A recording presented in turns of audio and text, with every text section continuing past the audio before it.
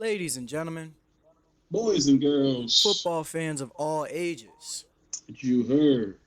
Week 11 in the NFL has officially gone by, and the trend of kickers missing for all teams has continued.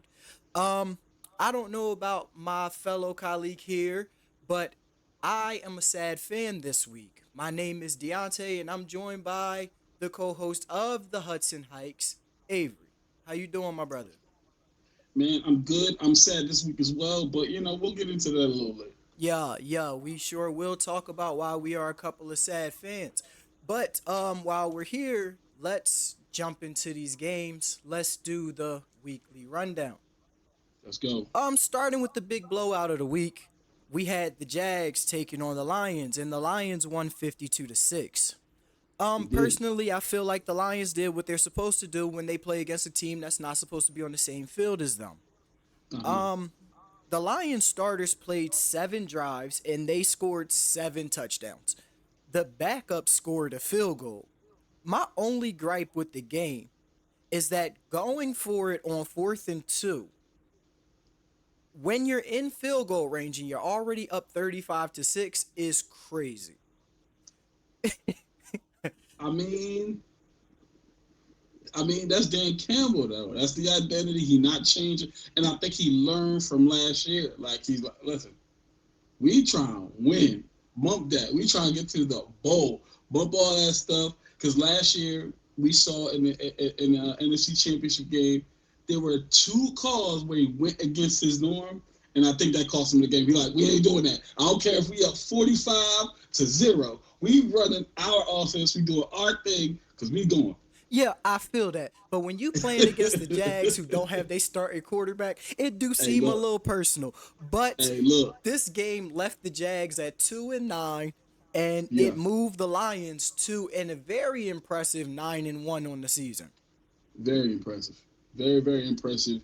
I want to go through these stats real quick because I'm actually very, very shocked at how well this team played. Okay, Okay. so I'm gonna start with the Lions because the efficiency is out of this world. Okay, Jared Goff was 24 for 29. This brother only missed 5. passes, yo. 5 is Only crazy. 5 passes. He had 412 yards, 4 touchdowns, no picks. That means he only completed one less pass than touchdowns he threw. That is out of this world and did not turn the ball over. Madden numbers. Madden numbers. Listen, a perfect quarterback rating. But wait, here's the worst part: the backup quarterback also went 3 for 4. He only had one incompletion. Like, listen, Jacksonville couldn't stop anything that they did. David Montgomery, 15 touches, 75 yards, 2 touchdowns, averaged 5 a carry. Jameer Gibbs, 11 for 69, averaged 6.3 a carry. And Craig Reynolds, 2 carries, 21 yards, averaged 10.5 a carry. Yeah, they couldn't do any. Jared Goff averaged 5.3 yards a carry this game. Jared Were Goff the had four were the carries Jags for 21 playing? Like yards. it seemed like they Were they weren't on even the field? playing. Were they on the field? Amon Ra had a field day, 11 catches, 161 yards, 2 tutties. Jameson Williams had 4 catches, 120. I'm going to repeat that: 4 catches, 124 yards, and a touchdown. Literally 31 yards per catch. That's absolutely. And then Jameer Gibbs was like, "Hey, I don't just run it. I get the rock too. 1 catch for 54 yards. Like it was just an absolute. It was just bad. It was a slaughter. Um, it was not good. It was a beatdown for sure. I'm actually surprised that their defense did not have a better showing. Their defense only had 1 sack. Um, I don't believe they had any interceptions. But let me check to be sure. No, they had 1 interception because Mac Jones did throw 1 interception. I'm surprised the defense didn't do more, but they didn't have to. The offense was like, we got it. y'all take Yeah, y'all take the day off. yeah, bro. In terms of the Lions offense, it is semi-pro teams out here who don't even have that efficiency on air. Facts. like, like No, that's facts. th- this was this game looked like an NFL team playing against a college practice squad, and they could do no wrong. You know what this was for me? This was the Lions making a statement. of we're not that team that's going to overlook anybody. We don't care if it's your backup quarterback. Y'all can beat us because it's any given Sunday in the NFL, and we ain't going to take it light. So y'all going to catch all this smoke. We don't care what your record is because if y'all beat us, then we look like what? What's wrong with the Lions? Or they gonna go, oh, that's bad coaching because they took a game off. Nope, we ain't taking no games off. We gonna come in and we gonna punch on the mouth. Yeah, personally, last season when everybody was like, "Oh, the Lions can do it," I didn't believe in them. I didn't. I thought like, okay, they're getting better. It's their time. I mean, like their time is coming, but it's not last. It wasn't last season. I didn't think they were on the level of the 49ers last year. I only thought the 49ers and the Eagles were good in the NFC last season. And I was like, Lions are a close third. They're coming. This year, I think they are who people thought they were last year. I think Mm. the Lions are for real now. I think they coming. I think if we see Detroit in the Super Bowl this year, I wouldn't be surprised. And here's the scary part: they lost their best player on defense. Like, and they're still cooking, and they lost their best player on defense. Could you imagine the fear that this team would put in the rest of the NFL if Aiden Hutchinson was still? Are I you about to say he's not the best player on defense? I think pass rushers are overrated. I'm not saying that they're not overrated, and I won't say because you know I can't say that, and I'll get to that later. But I'm aside from pass rusher, I think he's the best player on their defense. Oh yeah, I won't. Maybe I won't. I won't. maybe Brian Branch, I maybe won't Brian say that Branch, that's not the truth. I'm just saying, maybe I think most maybe teams out Branch. here can lose their best defensive end and still continue to have a really good defense. Sure. No, I won't That's disagree just there. I that's won't just disagree there. all. I think it's a microcosm of the defense as a whole. You got Ali Yeah, McNeil in the middle, who's balling. Like I said, Branch, who's absolutely getting down. Jack Campbell's a beast as well. So like, I'm not saying that it all solely falls on him, i.e. a well, I can't even say that because I was going to say Miles Garrett, but Denzel Ward is balling, yeah, oh yeah. so you can't just say. But I feel you. Matt Jones, okay. Here's the comparison. They both threw 29 passes. Okay, Like that's they both threw 29 passes. okay. One went 24 for 29. Matt Jones went 17 for 29. No touchdowns and a pick. Ouch. Good gracious. And he only had 138 yards. He didn't even break the 200-yard mark. He didn't even break 150. That means the defense was like, yeah, you not getting nothing. And the offense was doing what they wanted. Travis Etienne, 12 carries, 27 yards. That's 2.3 yards a carry. Putrid. No touchdowns. Brian Thomas, solid game, 5 catches, 82 yards, 16.4 average, no touchdowns. And Brian Thomas, he's come out, showing that he's like that. Defense, absolutely putrid. Gave up 52 points, 0 sacks, um, one for the game, one pass defense, Not one. one Not one. for the game, Well, one pass defense, and that's why, which tells me one of one of Jared Goff's passes was deflected, the other four were dropped. right. Or overthrown, or a Or throwaway, over right over yeah, like or a that's throwaway. that's wild to me. Yeah. That's Yeah. wild to me. That efficiency. But anywho, yeah, not good at all as a team. Just really, really bad. Yeah, so the Lions picked up a big win over the Jags. That, like I said, that takes the Lions to 9-1. That drops the Jags to 2-9. But in that, you mentioned you mentioned Miles Garrett and Denzel Ward. So let's talk about the Browns and the Saints game. Now, Let's do it. the score of this game looks a lot worse than the game actually was. The ending Agreed. score is 35 to 14. And Yeah. what I wrote down here in my notes is that early in this game looked a lot like Madden. Both Yeah. teams were going for it on fourth downs. Taysom Hill had a big kick return. I didn't know that Taysom Hill was the Saints kick returner, but why wouldn't he be?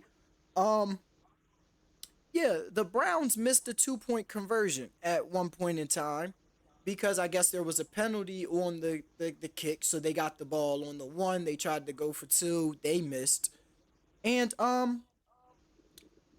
remember there was a part in the game where the Browns tried to get some points right before halftime. They were down 14-6. Jameis drove down the field and he put them in position to get a field goal. They missed the field goal from 32 yards, but there was a penalty, so they get a second opportunity, right? Now it's first down. Jameis tried to Jameis, right? He tried to Jameis, but Demario Davis dropped the pick. So now the kicker gets another opportunity. He missed from 27 yards. So, yeah, he missed from Hmm. 27 yards. And that was for the third time this game because earlier in the game he missed from 51. So now they went to halftime 14-6. Then the Browns came out, they tied it at 14-14 after half. But that was their last sign of life. As the Saints went on to score 21 unanswered points, and that boy Taysom Hill went Yeah, off. yeah. For reference, everyone, he is talking about the Taysom Hill. 7 carries. Seven. 7. 7 carries, 138 yards. That's a 19.7 per clip average right there. 3 touchdowns, absolutely snapped. He also threw a pass. It got picked off. It Oh is what no. it is. He, he caught the ball 8 times for 50 yards. Taysom Hill was like, yeah, it's that game. Like, he must have walked into this joint and was like, they can't stop me. Absolutely amazing. Marquez Valdez Scantling continues to prove to be a deep threat in the league. 2 catches for 87 yards. That's 3 straight games with less than 5 catches and at least 80 yards. Now let me say something real fast. Because Yeah, I love the way that the Saints are using MVS because he's not only proven to be a absolutely. deep threat. One of those passes that went for a touchdown, he took like a drag to the house. And went off. He snapped. Like, Yeah, he's like, hey, listen, guys, I know I was on the Chiefs. They didn't really use me right. right. Like, I'm Neither actually did the like that. Packers. Like, I can actually do stuff. Yeah, I can actually do stuff. Yeah. You know what I'm saying? I like you put the ball in my hands. I can actually get busy for real. Right. So I'm appreciative. New life. Derek Carr, 21 of 27. Again, only 6 incomplete passes. The efficiency, beautiful. 2 touchdowns, 248 yards, no picks. So he's protecting the ball there. And then on the Brown side, as much as Jameis tried to Jameis didn't lose them this game. Not Jameis at all. actually played very well. 30 for 46, 395 yards, almost 4 yards, 2 touchdowns, no picks. They couldn't run the ball. 11 carries for Nick Chubb for 50 yards. That's a 4.5 average, no touchdowns. Jerome Ford, 5 carries for 10 yards. That's a 2 yard average. Jerry Judy had a great game, 6 catches, 142 yards, and a touchdown, but it ultimately did not lead to anything more than that. The defense, like I said, didn't really provide anything for them. Not too many pressures, only 1 sack on the game, only 2 QB hits, and they had 3 passes defense in the game. Not terrible on the back end, but on the front end there was clearly no pass rush. They could not stop the run, particularly Taysom Hill. And obviously the 2 missed field goals were absolutely huge as well. I mean, that potentially changes what the Saints have to do on Three offense. missed field Be, goals. Well, yeah. Two on the stat sheet. Two on the stat sheet because one don't count. So yeah, two. Two. yeah, so the 2 missed field goals. So that potentially changes what the Saints are looking to do in their philosophy on offense if they're down as opposed to being up, as opposed to it being tied, different things like that. And then obviously Alvin Kamara, pretty solid game, 16 carries, 67 yards, 4.2 a clip, 0 touchdowns, but they didn't need anything from him because Taysom Hill said, I'm gonna put the team on my back and do what I got to do. He did fumble. He did, like I He said, did throw a fumble. pick. And Derek Carr also fumbled. But their defense were able to get 3 sacks. They had 5 passes defense, and they were able to get 5 QB hits, which tells me that they were getting much more pressure on Jameis than on the other side. So it is what it is. And obviously, Taysom Hill, like I said, Taysom Hill was just an absolute factor in every facet of the game outside of passing, of course. But he was catching the football. He ran the football. You spoke about his kick return. He had one kick return for 42 yards. That's setting your team up in excellent field position. So the guy was just an absolute one-man wrecking crew the entire game. And now we see why the Browns lost. Yeah. I also think the Browns lost because they're tanking. And this is my personal opinion. I think they're tanking. I think they're done with the Deshaun Watson experiment. I think they're looking at Cam Ward or Shador Sanders. I think that's what's happening here. Obviously, Deshaun's still under contract. And so I think they're thinking that either one of those quarterbacks are a project, maybe even Jalen Milroe. So I think they're thinking, okay, we got 3 years left of Deshaun. At least he can teach a little bit to this young guy that we're going to draft. And I think they're kind of done. They're over this project, and I think they're potentially tanking. Not to say that they shouldn't have lost to the Saints, but it should have been much more competitive than what we saw. That's all I'm saying. Well, I don't. I don't think the Browns have much of a choice but to tank. I don't know why they got Deshaun Watson anyway. Um, he was great for the time that he was great, but why didn't he get the same treatment any other quarterback got for being out for a year? Because he was out for a whole year. So why did we expect him to come back and play well as a starter? Two Yeah, hundred $35 million guaranteed. I don't ever think Deshaun Watson deserved that. I don't ever think he did. But nope. To be honest, regardless of that, Tom Brady didn't deserve that. Patrick Mahomes don't deserve that. Mm-mm, mm-mm, mm-mm. Maybe 200, but not the full thing. Goodness gracious. I think the Chiefs when they went and gave Patrick Mahomes 10 They years, gave you five half a hundred billion. million. When Half they a gave him 10 years, billion. 500 million, they should have made it all guaranteed. Give it to him. Give it to him. Give it to him. ah, ah, Give it to him. give them 300. Because I think Patrick Mahomes is what everybody wants as a quarterback.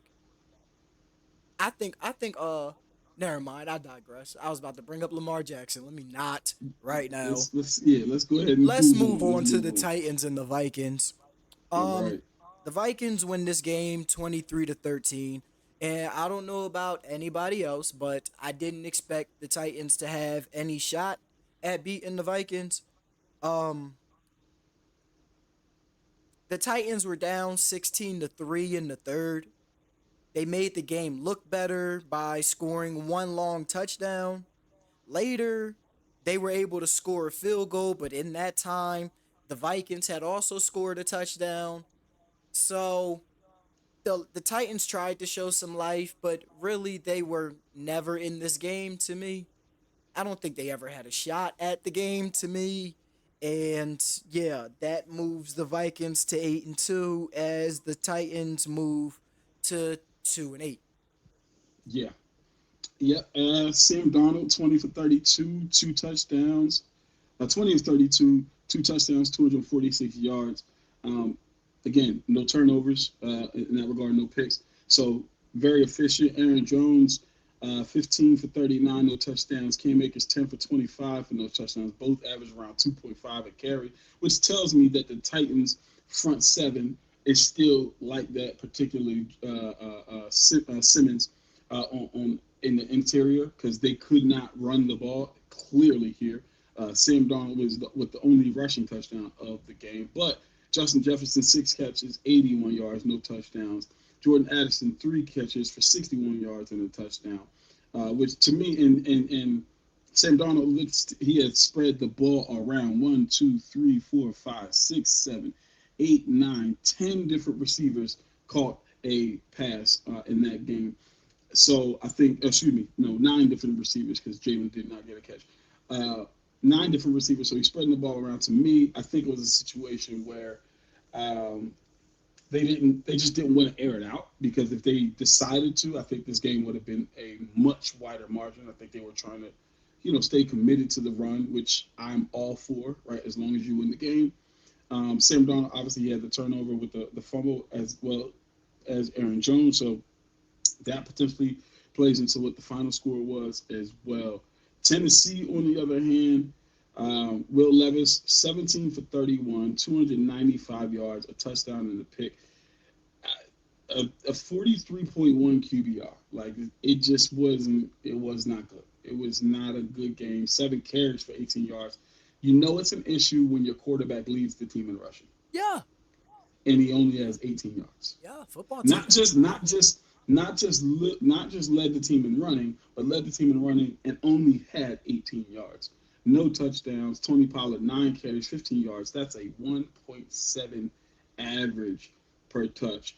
Nick Westbrook absolutely had a phenomenal game. 2 catches, 117 yards and a touchdown. But that goes to your He point. was The he big was that play. long touchdown Yeah, that the I big mentioned. play.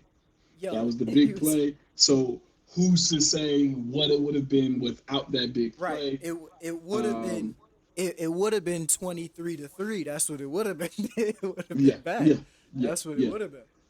Calvin Ridley 4 catches, 58 yards, no touchdowns. He's been underwhelming. If I do say so. It's not his Defense had two fault, but sacks. it's not his fault. It is, but it's not. Excuse me, it's not his fault, but it also is his fault um, from a film standpoint, right? It's not his fault because Will Levis is he's just not that guy right now. He's just not that guy right now. I just call it what it is. But it's also his fault because one of the things that we talked about early on in Devontae Adams' career, something that you pointed out, was that Devontae was doing way too much at the line Yeah. trying to get into his route. It's like, just go. Calvin Ridley does the same. Oh yeah. Okay. And it's like, just go, bro. Like, we know you got good feet. We go. Yeah, but until I see Calvin play, like you know Calvin because he used to play for the Exactly. Falcons. Me, on the Yeah. other hand, until I see Calvin play with a quarterback that's worth something, I'm gonna say it's not his Well, fault because the well, Titans made D Hop look washed. True, but we did see Calvin Ridley with Matt Ryan, 1,000 yard receiver, There we go. right? That's what I'm saying. We saw, but we saw Calvin Ridley with Trevor Lawrence, No, and this is coming off the suspension, so I can't right. really give anything to that, and it was only 1 year, so I'm going to say that season a wash. But even Trevor And Lawrence hasn't been I doing would say, like it's not like Trevor Lawrence has been showing us that he's just some otherworldly quarterback yeah, anyway. yeah, So I'm not again. That's why I said that one's a wash, right? right. Um, so yeah, Will Levis, yeah, absolutely. But at the same time, it's just like, hey man, Will just Levis go, made D Hop get up out of there. D Hop said, "I just go, got let me go, brother. Let me go." for sure, for sure. So yeah, defenses on both sides weren't terrible, right? Only gave up 23 points in a losing effort, and then obviously for Minnesota, only giving up 13 points. So not terrible on either side, not spectacular either. Um, Minnesota, like you said, moves to 8-2. Tennessee to 2-8. Let me ask you this though, because me and you are probably two of maybe five people that I know that were like Sam Darnold is not a bad quarterback. Nah, nah.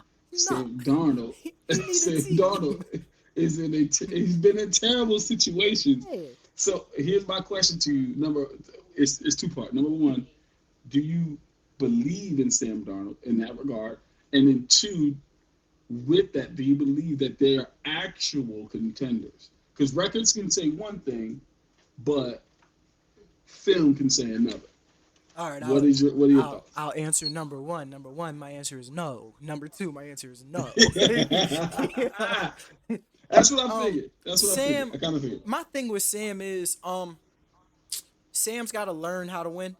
I think he's been Yes. butt for so long.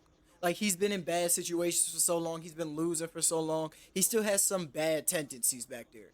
Yes. He would do dumb stuff back there that teams just can't win with. So as he grows out of that, he'll get better. as long as the Vikings make him their long term answer at quarterback, which I think that they should. Um, Mm, their coach is Kevin O'Connell, right? yes, it is. Yeah, I think they should give him a couple years. Draft somebody behind him. Let him sit behind Sam Darnold. Let Sam develop. I They really think did. he's been playing well enough this season to believe in him. If they get to the playoffs in the division that they're in, he deserves it to me because they got Lions, Packers, them. I don't. Oh, Bears. Um, Lions, Packers, them. If they can make it to the playoffs out of them, like if all three of those teams go to the playoffs, because Yeah, it's I think it possible will happen. for I all think it will three of happen. them to go to the playoffs. He I think it deserves to absolutely be will their happen. quarterback in the future. Um, Maybe for like 2 seasons. Maybe that's. I'm not saying 10 years. Give Sam 15 years. I'm saying give him like two. Let him come back next season. Try it again. Because this team just keep going from quarterback to So quarterback to you, so quarterback to you, you're quarterback. saying They need some cohesion. They need some consistency. they have it. I mean, they had Kirk Cousins for They had seven, Kirk eight, Cousins, 7, 8 years. right, and then they had two quarterbacks last year. They had new one this year. They let's get some. You know what I'm Okay, I saying? see what you're saying. We You're yeah saying for the in recent, future. in recent time. So you're saying they should pull a Geno Smith, right, or a Yeah, Baker Mayfield, right? yeah. Okay, I hear. It. I think this one's tough because I think the jury was out on whether who was going to start between JJ McCarthy and Sam Darnold. JJ I McCarthy is forgot the about rookie, JJ McCarthy. JJ McCarthy. right? Right. And So let Sam start till he they were ready. high, they were high on him. But do you, excuse me, do you think they should? Because let's talk about it. Sam Darnold is, correct me if I'm wrong. Sam Darnold's not even 30 yet. Nah, He's 27. he shouldn't He's be. 20. So, in my opinion, that's prime time. It's not like a Kirk Cousins where he's 34, 35 years old. Right. It's not a Geno Smith where he was 30 plus and then ended up getting this contract. Sam Darnold is 27. Theoretically, you could get another 10 years out of Sam Darnold. So here's my question to you.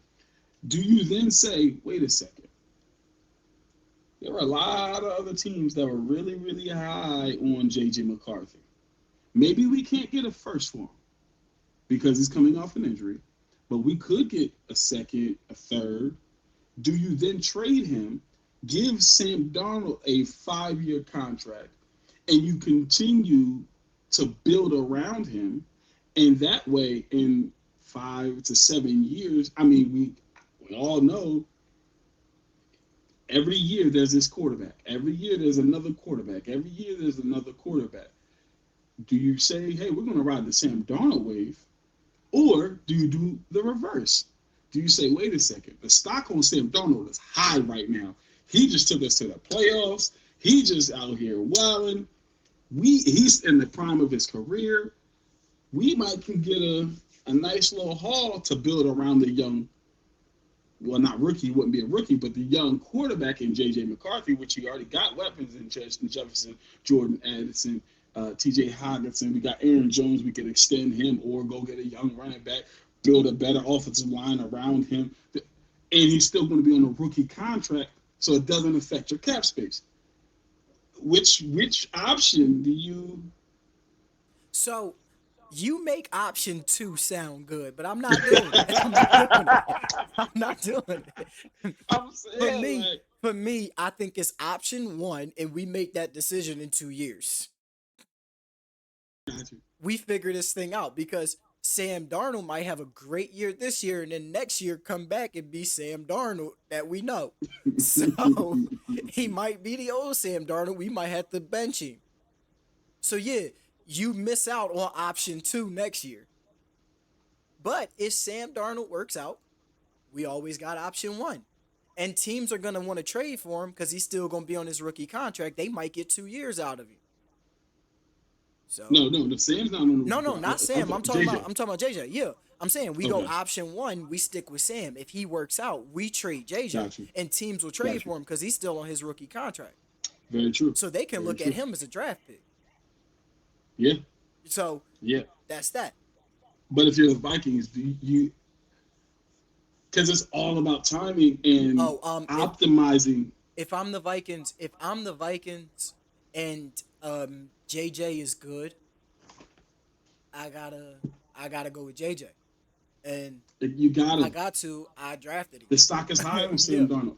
There's at least I can think of off the top of my head. There's at least 5 NFL teams that I fervently would believe would give up high draft capital for Sam Darnold right now. I'm not saying first round pick high, but two You seconds said fervently. fervently believe. That's a good word. I Appreciate you, don't sir. even know if that's a word, but it's a good word if it's a word. it's definitely a word, All but right, but go ahead. like I said, I can think of 5 teams off the top of my head that I know for sure would say, "Hey, 2 seconds, second, third, and fourth for somebody like a Sam. Again, I'll give you a fourth for Sam a Darnold. fourth. A fourth. You Oof, know why? that's tough. You know why? Mhm. Because just like y'all don't want to bank on one season, I'm not banking on one season. So I'll give you a fourth Got you. because we're still working off potential. He was good in your offense. He comes to my team, it's not that offense no more. And I've seen him in other offenses. He would poop. So didn't we So it's see about Sam Darnold so as so so. we saw Sam Darnold as a 49er and it wasn't great. Not really, not really. I'm just saying we seen it. We didn't see it We because seen it. he was. We didn't. We He seen wasn't it. starting. He didn't start. But he He was a backup. played. He was a backup for one He year. He played. didn't play. He played in the preseason. Did he? That's it. He ain't playing the He did regular not season. play. Brock Purdy was healthy all last year. Let me think. All right. Yeah, he played in the preseason. You He, right. he didn't. You He right. didn't. You know. I'm a And so I'm here's gonna delete here's my. this. I'm not. I'm not. Go ahead. So you got. Look, he's fifth in touchdown passes at 19. He's got 10 interceptions, which is 78th in the league, which is obviously the eligible quarterback. It's the eligible quarterback thing, right? Like because Wait, what if wait, a wait. quarterback get injured? Wait, wait, wait, wait, wait, wait. 78th, Wait, wait. which He has means how whoa, many interceptions? whoa, he has 10. 10. He's still Sam Darnold. Is this ranked? Yes, So there's 77 other quarterbacks who have 10 interceptions in the league right now? I'm he's 78th. That's what I'm saying. So there's 77 That's what it who seemed have like. less. Okay, less than 10. Yes. They don't count. It's not 70. Exactly. No. Without question. I agree. No. I agree. So, It's and then he's 13th. He's 13th in yards at 2,387. Um, a very low QBR, but again, and his completion percentage is 67.9. So the stock is still pretty. If he can get into the playoff, and let's say he wins a playoff game, I'm I'm saying, man, like I would have to go with option number two. Say, listen, Sam, we appreciate you, but we're going to send you to a team that has similar pieces around us, that around you. So it's not going to be so a team like, let's say Pittsburgh, who's like, hey, Russ, we out on you. We had you on a cheap deal. We good. We're not really sure about Justin Fields. So let's bring in. I'm not saying that Go ahead, go I ahead, go would ahead, do go it if I'm Pittsburgh. ahead, go ahead, I'm go ahead. saying Minnesota. Okay. Or let's go with a team again with weapons because you got a JJ and a Jordan Addison, TJ Hawkinson, Aaron Jones. I mean, what if they like, hey man, we don't know if he's our guy anymore. Send him to Jacksonville. We don't know about Trevor Lawrence no more. Like you said, he ain't really been. You know what I'm saying? Or hey, the Giants. I mean, you got a Malik Neighbors. You got Darius Slayton. They clearly rebuilding. The defense is still solid. I'm just saying. I think I might have to. Hey Sam, we love you. We thank you for what you did, but the stock is too high on you right now. We can't not do that. Or hey, Tennessee, a Calvin Ridley, a Tony Pollard. Tajay Spears. Listen, man, I don't. I could see it happen. And Westbrook is starting to show up a little bit.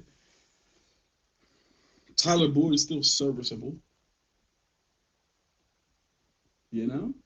And Tennessee's not too far off from competing in their division. They're a quarterback away. I mean, uh, I think um I think some of these teams that think they're a quarterback away are actually a playbook away, but we'll get there. We'll get there. Say Let's less. Say less. let's move on to a team that Or could you actually imagine? I just go got to give my go last ahead, one. go ahead, go I got to give my last one because of the fact that I said five. I got to give my last one. ahead. Don't y'all come for me, okay? But I'm just saying, if they're not sold on his long term prognosis, Not sending him back. no, I'm not. Don't send him back. Not there because they ain't got the weapons.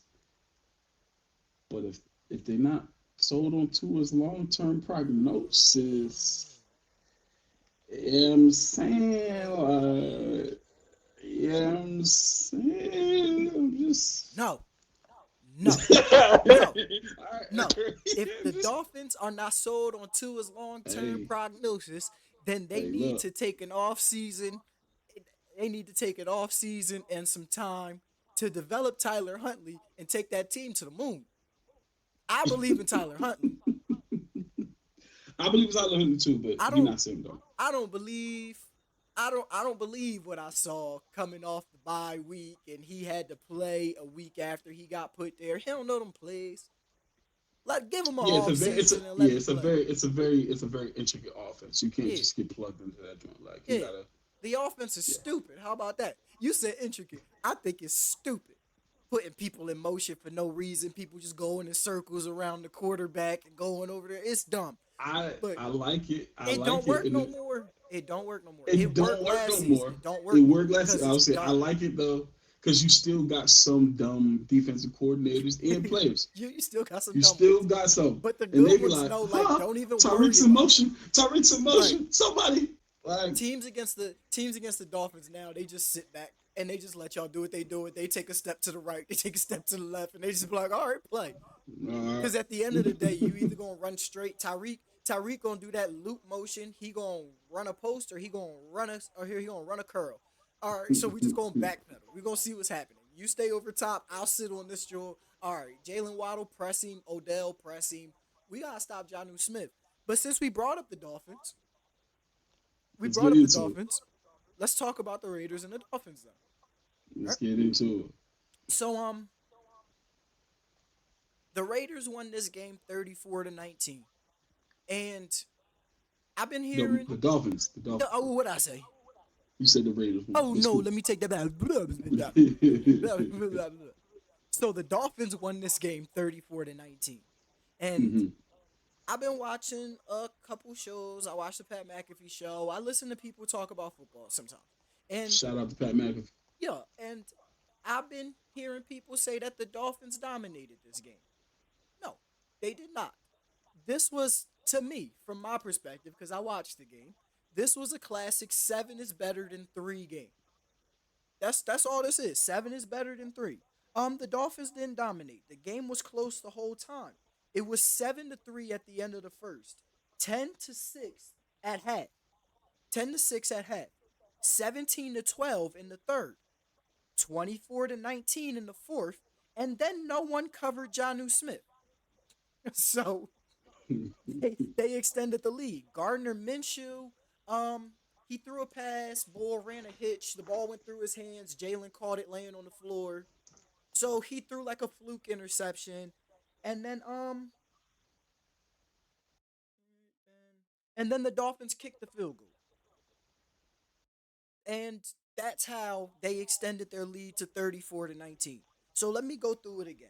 Yeah, it was 7-3 at the end of the first, 10-6 at half, 17-12 in the third, 24-19, and then Jonnu Smith just literally ran through the middle of the defense, turned around, caught the ball, and went and scored. That's literally what happened. And then Gardner threw this pick that led to a field goal, and that was it.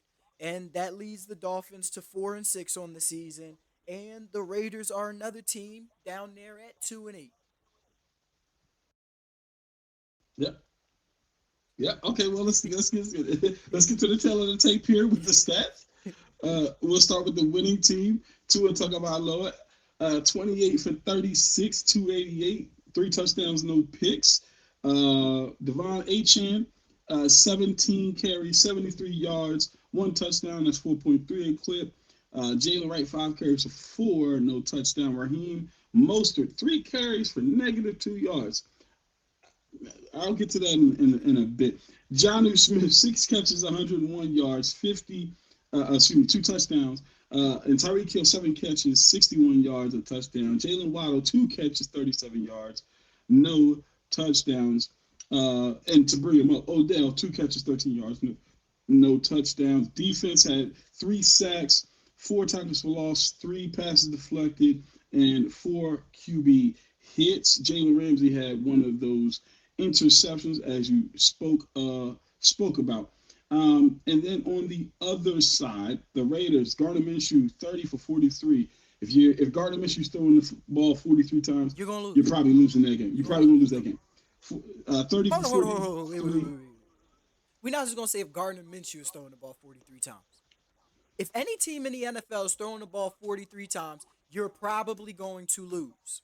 I'm tired of how football is being played in today's world where these quarterbacks come out, they throw the ball 40 times and expect to win. That's not winning football. But we'll get back to it because there is a team that pisses me off. I'm happy that they losing because they in my division. But the way that they play football, I can't have it. I can't do it with them. But Nope. go ahead, bro. I Understood. ain't mean to cut Understood. you off. Gardner Understood. No, Minshew, you 30 of you're right. You're 43 right. is what you said, right? Yep. 282 yards, 2 touchdowns, and a pick. Sacked again 3 times. One stat I just want to point out because I don't like it.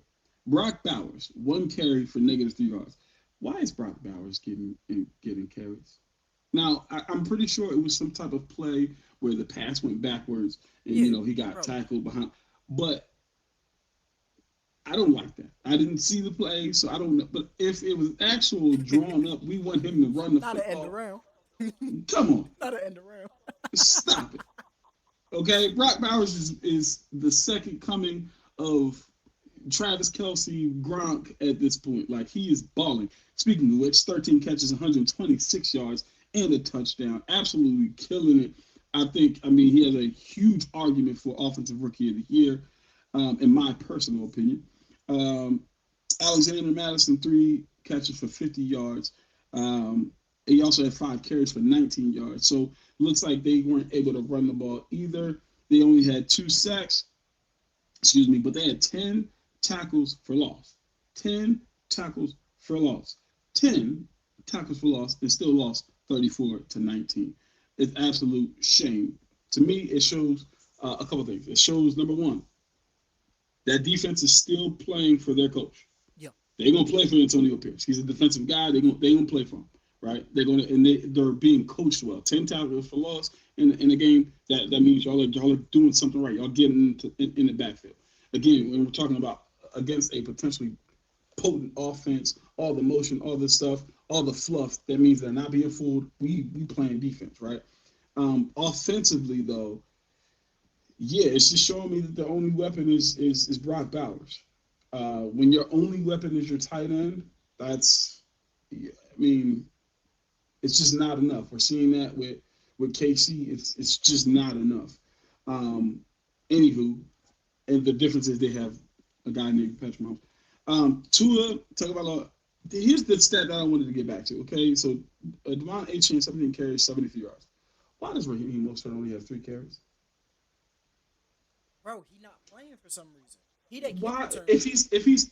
if he's hurt in some way, shape, or Bro, he that form? kick returner.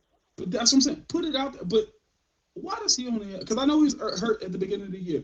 But that tandem backfield last year was absolutely Right. phenomenal. What are we doing right now? How old And I is understand Tyreek? he's He 30. like 31? Yeah, he's 30, 32. But remember,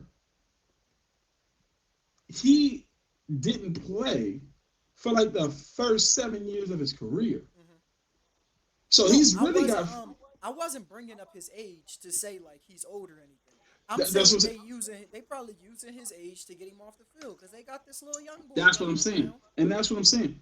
Don't do that. David Montgomery and Jameer Gibbs to show you the two running backfield is amazing. Bijan Robinson and Tyler Algier should show you that the 1-2 punch in the backfield is amazing. Stick with what are we doing right now? And I get Jalen Wright is nice. He's fast, but so is Raheem. Yeah, We got to stop with and this is where, to your point, I feel like teams are being coached really bad in today's NFL. yeah, I think the coaching in today's NFL is at a really, it's probably at an all-time low. yeah. It's out of low. Yeah, but It's all offensive. Oh, he's an offensive guru. He's a quarterback whisperer. He's such a great play caller. He's all these different things. Is he able to lead a team to winning football? right. Coach them into how to be a winning. Coach them. We need more Mike Tomlins Yeah, coaches, yeah, not coordinators who are just like, I want a coach to be the head yeah, coach, yeah. a Like you said, coordinator to stay as a coordinator, yeah, like you said, he's an offensive guru. We'll put his offensive guru ass at offensive coordinator. an offensive We need coordinator. coaches at head coach. I'm tired of all Period. these play callers becoming So head tired. coaches. These play callers are So, messing up football. and this is why. And hey, listen, I have nothing against the guy. I don't know him, but this is why I'm like, I'm fine with Eric Bieniemy not having a head coaching job right now. Because, first of all, we've heard LaShawn McCoy say some things about him. I don't know him. I can't agree Right, or right, disagree. right. We've heard these rumors come out as far as interviews, even with the Atlanta Falcons, and people saying that it wasn't a good interview, like he actually like bombed it. I don't know. I wasn't there. I don't know the guy. What I do know, the dude knows how to play call. We saw it with Patrick Mahomes. We're seeing it now with Jaden Daniels. The dude knows how to play call, but he may not be a good head coach, and that's okay. Eric Bieniemy is no, he not. Yeah, he is. No, he not. Where's he at then? Cliff Kingsbury is the play caller in I Washington. thought Cliff was the quarterback school. Where's Maybe Eric he at? is. Maybe he is. Maybe I'm wrong. Because I Hold on, know let me when that see. team is balling, they look at Cliff. So I figure he was calling Eric the plays. B. I know he's not on the Chiefs anymore. Yeah, no. I think he in college. No. Okay, Eric Bieniemy is. Let's see here. Is He wow. in college. You are correct. Yeah, he in college. You are correct. He's the head coach and OC at UCLA. Wow, Yeah. My only shocking. problem. Anywho, My only problem and I with Eric and Bieniemy. here's it. Go ahead, go ahead. I was just and here's I'm okay with that. Yeah, Go learn how to be a head coach in college. yeah, Learn how to coach up men, because that's the other part. In college, you're not just tasked with winning football games. You're tasked with turning boys into men. 17, 18-year-old boys into 21, 22, 24, 23-year-old by the time they're done with you, men. If you can do that, then we can see if this translates into the NFL where you can now lead men. Because that's what coaching in the NFL is. You're leading men. They're in college no more. They don't care about how many. They don't. They want to. They trying to feed their family. And if you can't lead men in that regard, you don't need to be no head coach. yeah. And I know that if this gets out to a bunch of people, somebody in the comments are gonna be like, "Well, why does Eric Bieniemy have to prove that he can be a head coach when none of these others do?" And I agree with you. I agree. I agree with that. I I agree don't with that. like the Yep. fact that the one black man who has shown offensive prowess in this NFL has to Mm-hmm. prove that he can be a head coach when all 100%. these other quarterback coaches and mailroom guys just get to be head coaches from nowhere. I agree. I agree with you, but at some point, we can't just cry about it. It is what it is. If you gotta go prove yourself, go prove yourself. Just like Tomlin did, Because we just know like that we Raheem know Mostert that had to, and then you'll that's the get the state. job forever. That's just the reality. Unfortunately, we've always had to work harder. We've always Yeah, had to work twice as hard. yeah, Like so crying about it is not changing it. right, Changing it is changing it. And unfortunately, if we ain't in position to change it, right, right? So somebody in that who's got the leverage and the leeway and the power to change it has to change it. right, Until it changes, you're gonna have to work twice, 3 times, 4 times as right. hard, doc. But I also That's feel just like that's the real I also feel like those of us who have to prove that we can do a job, we get more gratification from the job, and we also get to big do the facts. job forever. If people don't recognize these dudes who these dudes who just get these jobs, they get these positions that they don't earn off of, like, oh, they were the coach at this high flying school, or they did this. They get those jobs. They out of there pretty fast too. If they don't bring the same production with them, they get out of there.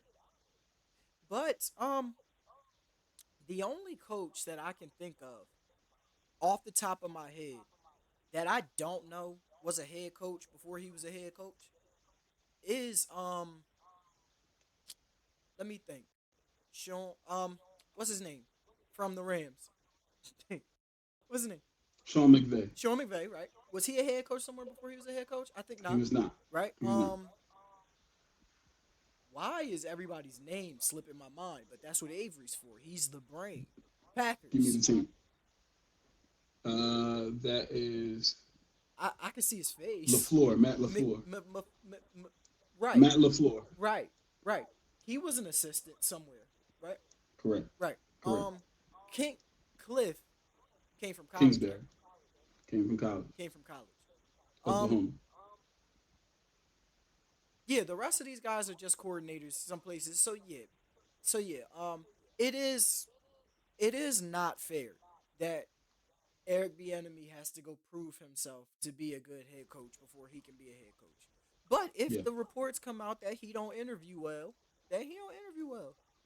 You walk in there with an attitude. You walk in there with an attitude like you somebody, like you done did something. When these teams probably don't care what you did with that other team, what you gonna do with mine? I don't care what you On did top with of the Patrick on top of Mahomes. the fact, I was gonna say it was Patrick Mahomes you had, Yeah, my guy. because that's probably who they looked at. They were like, it wasn't you, it was him, and it was Andy. You got to get up from up under them. Yeah, show me you can do it with Garner Minshew. Yeah, yeah, yeah, yeah. That doesn't. So That don't. Maybe. I mean, we can find all kinds of avenues to make it seem less bad than it is, but still, I the I point I'm agree making, with whoever. He shouldn't have to prove that he can do it to get an 100. opportunity to percent do it. But if he do, then just do it. And this is where I'm at, and that is to bring it back to the Dolphins game is to me the coach like you played a bad team, but that's why you lose against the good ones. Yeah, It's because they're not coached well. I love that their coach is a players coach that he's swaggy. He's a he ain't funny swaggy. He a guy. nerd. He a nerd, Listen, and people think he funny. I mean, however you wanna Yeah, call it. but he didn't deserve his job neither. He was the run game coordinator for the 49ers. How did he get this job? Listen, I mean, you do. But let me say Sorry, something about the Dolphins game real quick. What's wrong with Odell, man? What's wrong? That's like like they're trying to play him as old. That's what's wrong. right. That's what I'm saying. I didn't like it when he signed with the Dolphins. I was like, Odell need to go somewhere where they don't have a one. And teams might not look at Odell as a one, but that's fine. Put him somewhere where he can compete as a one, and let him get that old To year, that old Randy year. I just want Odell to have one more Odell season. I think he's like one more run away from being a Hall of Famer. I think Odell. is one run away from being a Hall of Famer. I think if he goes to a team where he's the old head, right? If he goes to a team where he's the old head and he has another like 1,400-yard season, they make a run to the playoffs, they go deep in the playoffs, he plays well in the playoffs. Say he finished a Super Bowl because he got hurt in the last one. Say he finishes a Super Bowl. He don't got to win. He just goes, he finishes. Odell going to the Hall of Fame. And I think the way he started his career, the impact that he had on the league, Odell deserves to be a Hall of Famer. I would agree 100%, man. And I think he needs to go to a team that has a quarterback that just understands quarterbacking. Right? Tua understands the offense. He don't understand quarterbacking. Lamar isn't the I'm gonna spread it around and I'm gonna dot it up. He's not that quarterback. Right. He needs to go to a Kirk Cousins, a Patrick Mahomes, an Well, you Aaron would love if he Rodgers. went to a Kirk Cousins, wouldn't you? You put Odell in that offense with Drake London and Kyle Pitts and them. I'm actually happy. I'm happy with what we got. I'm saying the style of quarterback, though. Yeah. You know what I'm saying? Somebody who understands quarterback. Even Jordan Love, he understands quarterbacking, Yeah. right? So, like, give him somebody who understands quarterback because somebody who understands quarterback. This is why people are they're questioning what's up with Keenan Allen. Why is Keenan Allen's number so down? Is he washed? No, Keenan Allen is not washed. Right. Caleb Williams, a rookie quarterback who doesn't understand quarterbacking in the NFL yet. Like we have to understand these different things. There's nuance to it. So I agree. I would want to see Odell with a quarterback, a Jared Goff, somebody who understands quarterback, because you're going to get exactly what you talked about. Because Odell understands leverage when it comes to DBs. Odell understands how to get in and drop in a zone. Odell has top five hands ever when it comes to receiver. Odell, he just knows the nuance of being a receiver. And so I would absolutely, I'd agree. I could see a 12 to 1,400 yard, 10 to 13 touchdown season, and that, being like I said on a Super Bowl winning team, it's without question a Super Bowl resume. I think a Hall of Fame resume. I think personally, it's a Hall of Fame resume. Now, I think that would allow him to be a first 1 to 3 ballot Hall of Famer. I think if Odell has one more great run and then he retires, it would um it would put him in the That Hall of makes him. Fame That makes without him. question. Like I That's what I'm wouldn't saying. say That's first yeah. ballot, Yep. but Yep. I would say without question. Like nobody It would just would be question it because without question. Yep. the last thing they will remember of Odell is he was like that. Right now, people be Yeah. like, "Oh, he got hurt in the Super Bowl. He came back. He didn't do nothing with the Ravens. He didn't do nothing with the Dolphins." They really think he didn't do nothing with the Browns, even though he was 1,000-yard receiver there. But Yeah. it's just he has this. He has to change his reputation before then. Yeah. But ultimately, I think Odell should have took his goofy ass to the 49ers this offseason instead of the Saints. I mean, instead of the Dolphins. But you brought up a couple people moving on from Odell. You brought up But real, real, go ahead, real go ahead. quick, real quick, to just to put in perspective, because I think people think that it may be we might be tripping on Odell. Okay, They don't so understand how good Odell, he was. But go ahead. exactly. Odell, um, right now is at 59 receiving touchdowns. Okay, he's at 59 receiving touchdowns, and Odell's missed what 3 to 4 full Whoa, seasons, whoa, whoa, whoa. Let me say almost something. or close Let me to. say something real fast. He's at 59 now. Do y'all understand the first 4 years of his career? I'm saying years, not seasons. He scored 44. One of those seasons he only played 4 games. One of those other seasons he missed 4 games. And those games he scored 44 of his 59 touchdowns. Odell's first 4 years in this league, he was insane. Oh, Absolutely. Giants Odell Now, was watch insane. this. Now watch this. Those 59 touchdowns are at 102 on the all-time list. That's more than Brandon Cooks. That's more than Vincent Jackson. That's more than Cooper Kupp. Excuse me. That's more than Randall Cobb. That's more than Amani Toomer. That's more than Dallas Clark. That's more than T.Y. Hilton. That's more than Who else? That's more than Zach Ertz. Like I I'm just saying like if Odell gets that, let's just say Odell gets to 65. Okay, because I think we got to put that in perspective Yeah. as well. Let's say he gets to 65 touchdowns for his career. Okay, that puts him past Adam Thielen, Tyler Lockett, Keenan Allen, Amari Cooper, Plaxico Burress, Greg Jennings, Keyshawn Johnson, Vernon Davis, John Stallworth, Demarius Thomas, Roddy White, Shannon Sharp. Like, these are Hall of Fame names that we're talking about right now. So if he gets to 65, he ties Michael Irvin. Do we understand? He's he's only 6 away from tying the playmaker, Right. And I'm and sure he's and played far less games than the playmaker. 100%, And I think 100%. that's something we would have to take into consideration because you put it up against like a D Hop, who's probably I think he just scored his 100th touchdown, and you put it up against people from his generation. Odell's not gonna stack up, but you got to think about he's gonna get the story. He fought through so much adversity. Odell, he had this devastating injury, this devastating injury, this devastating injury, and that's why I say he needs one more run. He needs one more run, just one.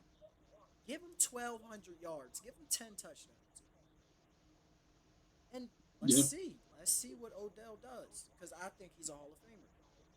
I don't think you can tell the story of receivers in the 2010s without Odell. mm, The 2010s. I don't think mm, you can because how do you tell the story without the catch? yeah. In addition to that, I think you look at, let's go to yards. Hmm. Okay, let's go to yards. If he gets 2,000, let's just say he gets 2,000 more yards for his career. Hmm. Okay, 2,000 yards just for his career. Hmm. Okay, that puts him past Demarius Thomas, T.Y. Hilton, Marcus Colston, Amani Toomer, Brandon Cooks, Rob Gronkowski, Vincent Jackson, um, Wes Welker, and it would tie him with, or no, he'd be just above Eric Moulds, right behind Shannon Sharp. So that's if he just gets 2,000 more. If he gets, let's say, 2,500 more, that puts him at number 50 all time, If Gale right where Sayers is Steph, in the Hall of Fame, Odell should be in the Hall of Fame. which is where Stephon Diggs is at right now. Stephon Diggs is number 50 all time right now. Yeah. But if Gale Sayers is in the Hall of Fame, then Odell should be in the Hall of Fame. I say what I say. I say Listen, what I hey, say. listen, listen. All I'm saying, anywho, because we're not gonna harp on it, but Right. I would agree that he got to go to a team that's gonna make sense, Yeah, something's got to because give. something got to give. And he need to stop. Never mind. I don't know who gonna see this, so let me keep. No, Let me. no, No, no. no, no, All no, right. no, no, Well, no, you no. don't say it. I'm gonna say it then. I'm gonna say it. He need to stop going to Old Bull on was it Nah, nah, nah. Just old route bull. route God. No, Yeah, he need yeah, to yeah, stop yeah. going to Bull because he's gonna get hurt again. He gonna get hurt. Facts. He I'm not. gonna get hurt And listen. This is no shade, and he not gonna say it. He not gonna say. I'm gonna say it. Route God, it's no shade to you. at all. I love what you're doing on your platform. I love your message, your stance. I love the fact that you getting. Listen, Yeah. so it's no shade to I you. don't like that you blocked me on How, Facebook, but go ahead. however, some of your technique, my boy, it's cause for concern. It's all I'm saying. It's cause for concern. And some of the stuff now, and this is not coming like I played receiver too, so I'm not just saying this like as somebody who never played the game. No, I never played on a high level, but I played, Neither did he. and some of the stuff that you be saying don't translate to the field. I'm just me being completely honest. It don't translate to the field. Like, it's too much. Just go. We ain't with that. Yeah. But anywho, we just not because this is not to down anybody Yeah, else. yeah, yeah. Like I It's said, shout I out was to you. actually I'm about to glad stick that up you're for him. getting clients. I was actually I'm about to glad. stick up Listen, for him. I'm Hold on. glad Let you're me getting say this clients. because you said it don't translate to the field.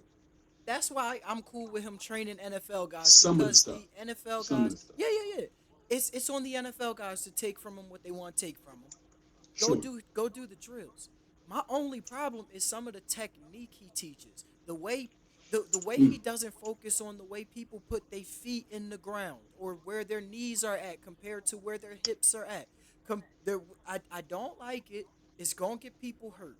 It's the reason that all these people keep tearing their ACLs, keep tearing their And, Achilles. and blaming It's the turf. and they blame the turf, but it ain't the turf. It's not the turf. It's not. It would happen on grass too. I will say this. I will say this because I know somebody might be like, actually on turf, it is an 85% higher chance that your foot gets stuck in the ground. Yeah, that's true. Turf doesn't give. So yeah, it's probably more likely that you get hurt on turf than grass. But also, you move wrong. So the way you use your feet will tell you if you gonna get hurt. Y'all Yeah. playing on this inner arch of y'all foot, because that's what y'all call it. Y'all call it the inner arch. I call it the inner edge. Y'all call it the inner arch. Get off your arches. Get off your big toe. If your big toe is bent to the side like this inside your cleat, you're messing your feet up. You're messing your ankles up. Your back probably hurts. You got a problem. If And also, like also, quiet as kept. You're faster on turf, but you're not faster. That's not your real speed. And because of that, you move it at a speed that's a little bit, probably a little too much for your body, and they're trying to throttle down the same day that you would on grass, and your body like, wait, hold on, we was moving way faster here than we was on this grass over here. I'm faster on grass. Wasn't prepared. Me personally, I think I'm faster on grass too. I'm faster on That's just grass. me. But I'm the type of dude like I'll eat the grass. You know what I'm saying? Like I love the grass over the turf. Give me grass Yeah, any yeah, day, every facts. day. I Facts. wanna yeah, I mean if I listen, okay. But a lot of people like the turf because of that. It makes them a little bit like a step faster. It makes them a little bit quicker. It makes them cool. Do your body know that? Can your body handle that? Right. But yeah, So yeah. like we said, this is nothing But against this route not that running. time for that. I There's nothing love your against him. content. I love His your content is content. amazing. Your Content is content is amazing. great. I And I just love the fact that he does stuff with the kids too. yeah, I absolutely love that. yeah. I just think you gonna get some people hurt. You probably have gotten some people hurt. But also you don't know what you don't know. You focus on what you focus on. It's somebody else's job to teach these players how to put their feet in the ground. Because there's a difference between understanding the technique and then understanding the science. Yeah. Yeah. And So and I don't fully understanding the blame him. science, yeah. So understanding the science helps with understanding the technique. Yeah, And so I do think he has an onus on learning 100%. learning these things. But 100%. If you're gonna teach, you better learn. if it's working and you have the mindset that injuries are just part of the game, then you're not going to change anything. Me, on the other hand, I don't think people should tear their ACLs unless they get hit. I don't think people should tear their Achilles unless they get hit. I think it should be a forceful blow that tears these ligaments, not the way you move. And when I see that it's just the way people move, I have a problem. I have a problem. But back to Odell. Yeah, he needs another run, and he needs to go to a team that doesn't have Tyreek Hill and Jalen Waddle already. He needs to go to a team that he's actually going to get targets. And Jalen Waddle too. That's another one, man. Jalen Waddle, nice man. Stop playing with him and get him the ball, yeah. Facts, Get Jalen Waddle the ball. I understand facts. you got Tyreek Hill. Jalen Waddle is nice. Yeah, Get run plays for him. Don't just make him a second option. Like, all right, well, we're gonna look at Tyreek. Everything's run for Tyreek, and if he's not open, then we look for Jalen. No, run plays for Jalen Waddle. That Negro is nice. yeah, Stop playing with boy. right, He like that 1,000 yard receiver before Tyreek even got there. Stop playing with my man's. right. Um, Sorry. we spent a lot of time on the Dolphins. Let's move on from the Dolphins. I'm sure Trey will have Let's some move on. things to say about that. We gotta have him on the show one day. Shout out to Trey. Shout Um, out to Trey. moving on. We did bring up some other people when we were talking. Yeah, In the Odell conversation, we brought up Jalen. We brought up Jordan Love. yeah. You brought up Keenan Allen and wonder Hmm. why he wasn't having the numbers. And luckily enough for us, they played against each other. So let's talk about the Bears and the Packers this week. Um, Let's do it. the Packers won this game 20-19, and I must say the Bears surprised me. They're slowly getting good. They are getting good. I personally think it was stupid to let go of um, Justin. Justin I Fields. think it was stupid to let go of Justin Fields and move on to Caleb Williams. I think it was dumb. I think it was unnecessary. Everything that they did for Caleb Williams, I think they should have done for Justin Fields. They should have focused on fixing that offensive line because Justin Fields was putting them in good positions last year. So they should have worked around him and figured it out. I know that they probably feel like Caleb is just a better quarterback. They think he's a better passer. They probably believe in him more. So they was like, all right, let's get the contract, let's get whatever.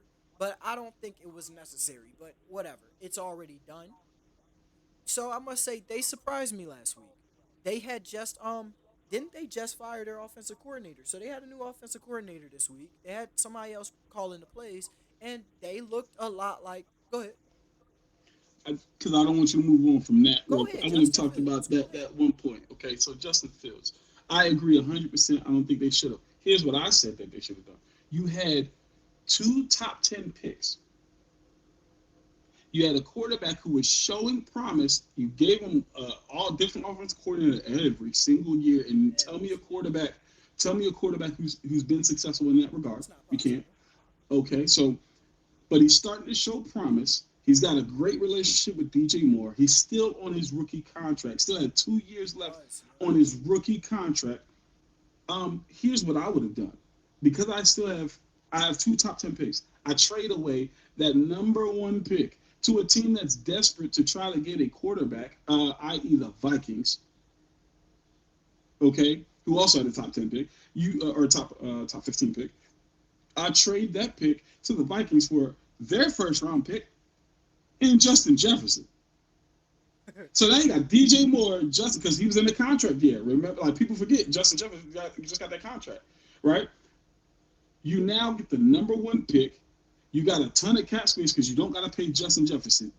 You go ahead and get yourself Caleb Williams. You still got Jordan Addison, T.J. Hawkinson, and you still have a top 10 pick or top 15 pick. So you can then, if you're not a full believer in Jordan Addison, Minnesota, okay, sure, that's fine. Let's go get Roma Dunze or Malik Neighbors or whoever else you were extremely high on in the draft in that regard, and you're good.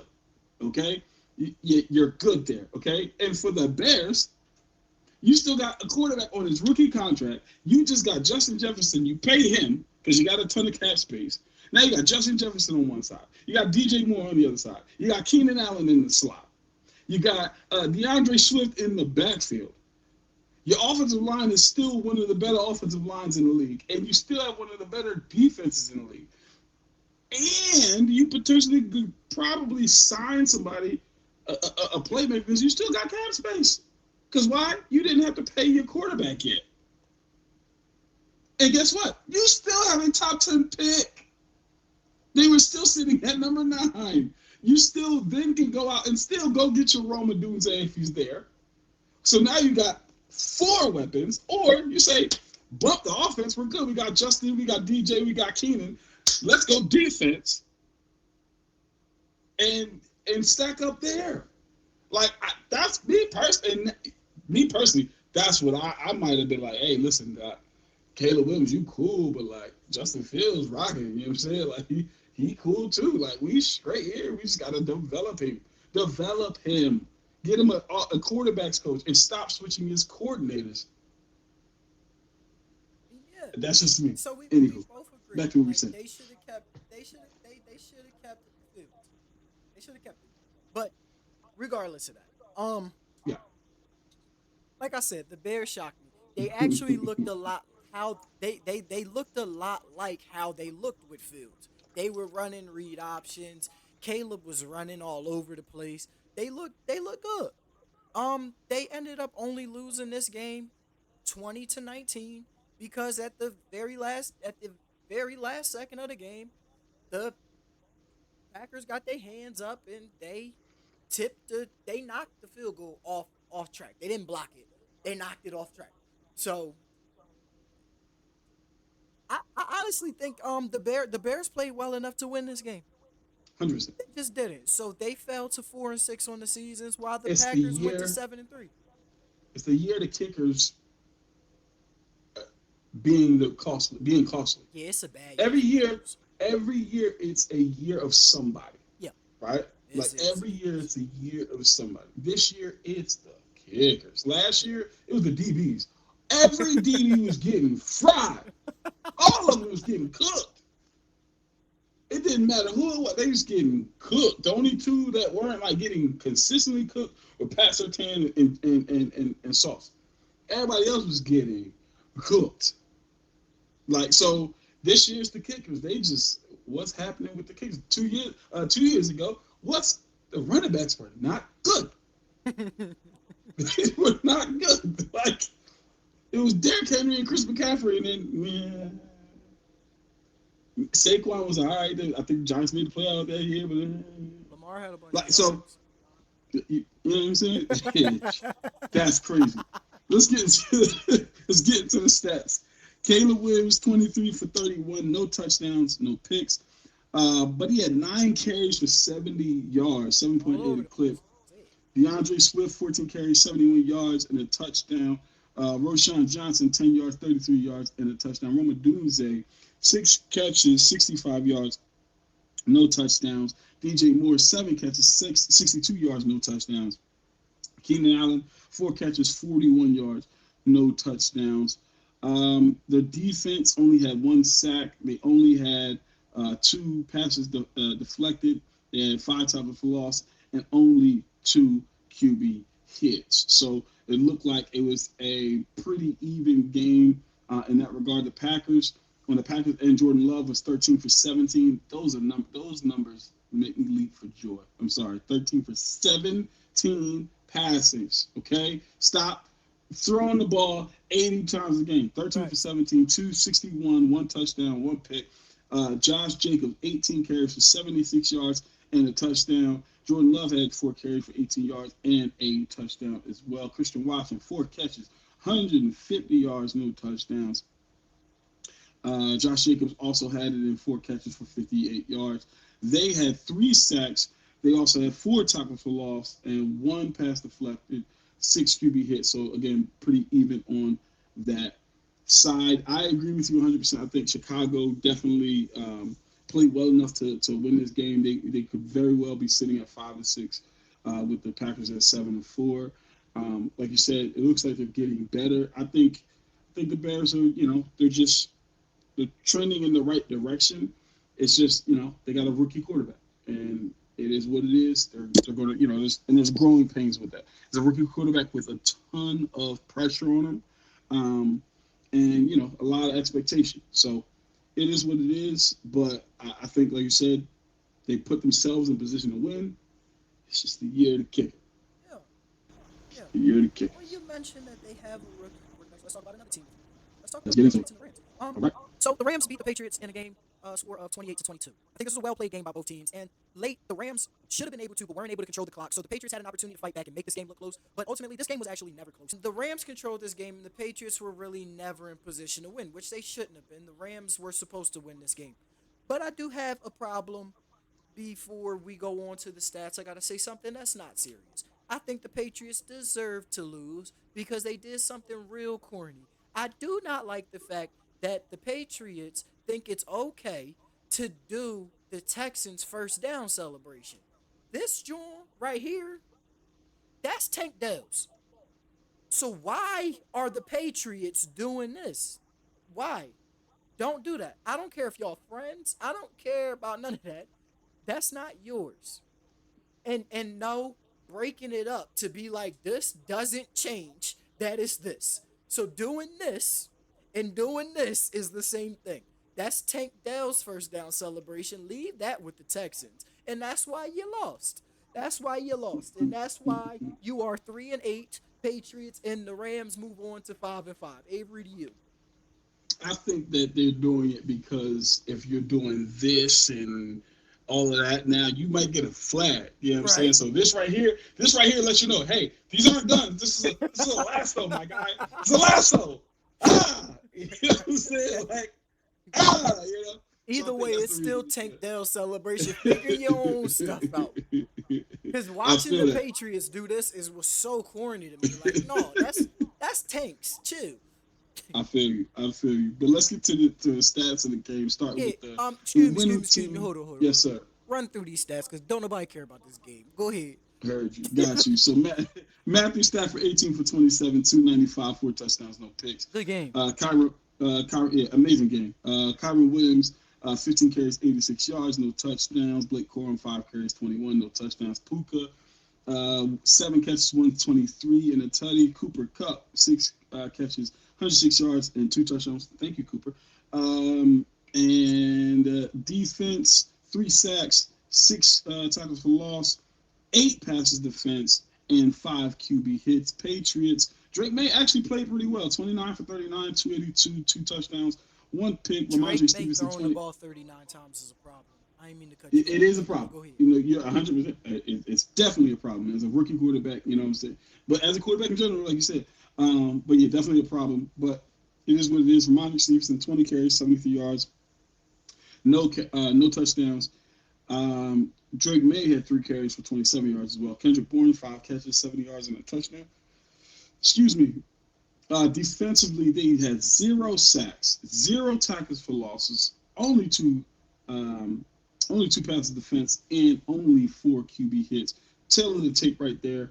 You get a sack, a couple tackles for losses. You're probably in a better position to win the game, but you were supposed to lose this game Yeah. anyway, like you said. I mean, the Rams. Honestly, to be honest, I think they probably held back. If I'm being quite Yeah. frank, Yeah. and Matthew Stafford had 4 touchdowns, and I still think they held back. Yeah. Because like you look at Cooper Cup and Puka Nakua, neither had double-digit catches, but both had over Yeah. 100. Nobody covered them. So Nobody guarded them the whole game. so Nobody yeah. guarded them. And like I said, yeah, the Rams controlled this game completely, and they were supposed to beat the Patriots. Now, sticking with the winning team's division, the 49ers took on the Seahawks. And Mm-hmm. and not surprisingly, because the 49ers haven't been the 49ers that we're used to this season. They haven't been as dominant as we're used to. But surprisingly to me, the Seahawks were able to pull this game out. It was a hard-fought division game. The defenses played well, limiting both offenses' running games. Um, yeah, it made the quarterbacks have to take over the game. Both quarterbacks did a good job using their legs. Geno ran in the game-winning touchdown. And that leaves both teams at 5-5, along with the Rams, who are also 5-5. The whole division is 5-5, except for the Cardinals, who are 6-4. And they're on a bye week this week. Well, they were on a bye week last week, and they play the Seahawks this week coming up. This division is so tight right now. So It's tight, wide and open. it's wide open. It's gonna be Wide open. interesting to see. It's wide open, and that's why, back to the previous point, I think that it's going to be 3 teams from the NFC North that actually make the playoffs. I think honestly, I wouldn't be surprised if Detroit, the Packers, and the Vikings all make it. I wouldn't be surprised at all. But yeah, so let's get into that.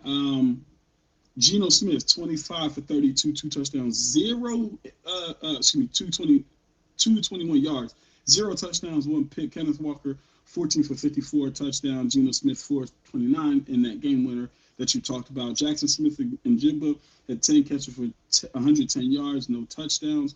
DK Metcalf coming back from injury, 7 catches for 70 yards, no touchdowns. Geno also lost a fumble. They had 2 sacks, 4 tackles for loss on defense, 6 passes defense, and 4 QB hits. The 49ers, Brock Purdy, 21 for 28, 159 yards, a touchdown, and a pick. Christian McCaffrey coming back from injury, 19 for 79, no touchdowns. Brock Purdy had 5 carries for 40 yards and a touchdown. So both quarterbacks were able to use their legs to get into the end zone. Juwan Jennings, 10 catches for 91 yards and a touchdown. Christian McCaffrey added in 4 catches for 27 yards, no touchdown. Debo Samuel, 4 for 22. And the defense had 4 sacks, 4 tackles for loss, 3 passes of defense, and 7 QB hits. I'm going to be honest. I think that the 49ers are 5-5 because of 2 things. Well, 2 things, but because of one person. Brandon Ayuk, I think his holdout is affecting the team in multiple ways. Number one, the holdout was a distraction this whole season. I don't care what people say. Oh, because they're media trained. Yeah, it's not a distraction for us. We're not worried about those different things. We want them here. We'll believe you. That's a distraction. Of every time you're coming into your training camp practices, you're stopped by reporters. What's happening with somebody who's not you? That can and then you see the guy and you're like, hey, bro, like what's going on? Or you might be one of those, hey, bro, like get your money, or whatever. But it's something. It's just something. And then because there's a lack of time and training in, he gets hurt. Because he gets hurt, that affects how the offense moves. Because Brandon Ayuk, no offense to Juwan Jennings, I think Juwan Jennings is absolutely phenomenal. Got to see him at the Senior Bowl and during those practices. Absolutely, nobody could guard him. He is phenomenal. Yo, But um, he run but he's hard not. too. Yes, without question. But he's not Brandon Ayuk. He doesn't threaten the defense in the way that Brandon Ayuk does. He's more of a possession receiver because of his size and different things like that. Brandon Ayuk has the speed to get down the field, open up the field, and different things like that. Take some pressure off. But I think that's the reason that San Francisco is 5-5. And again, I'm going to go back to I believe that's a part of coaching. I think the coaching is being exposed this season. I think good coaching is showing itself, and bad coaching is rearing its ugly head. And that's not to say that Kyle Shanahan is a bad coach, but I do believe that in I'll say moments it. he I'll has say it. heart. I'll say I it. believe he has bad coaching. He makes bad coaching decisions, and he should have. He should honestly. He should have 3 Super Bowls now, and he has none. And Kyle, that's because of bad Kyle coaching Shanahan decisions. should be an offensive coordinator. Kyle I agree Shanahan with him on that. should be an offense He coordinator. should be an I agree offensive 100%. I agree 100%. But he's one that I'm like, I'm not mad that he's a head coach. coordinator. Some of the other ones, I'm like, nah, like get out of here. I'm not mad that Kyle's a head coach, Yeah. but he should be offense coordinator.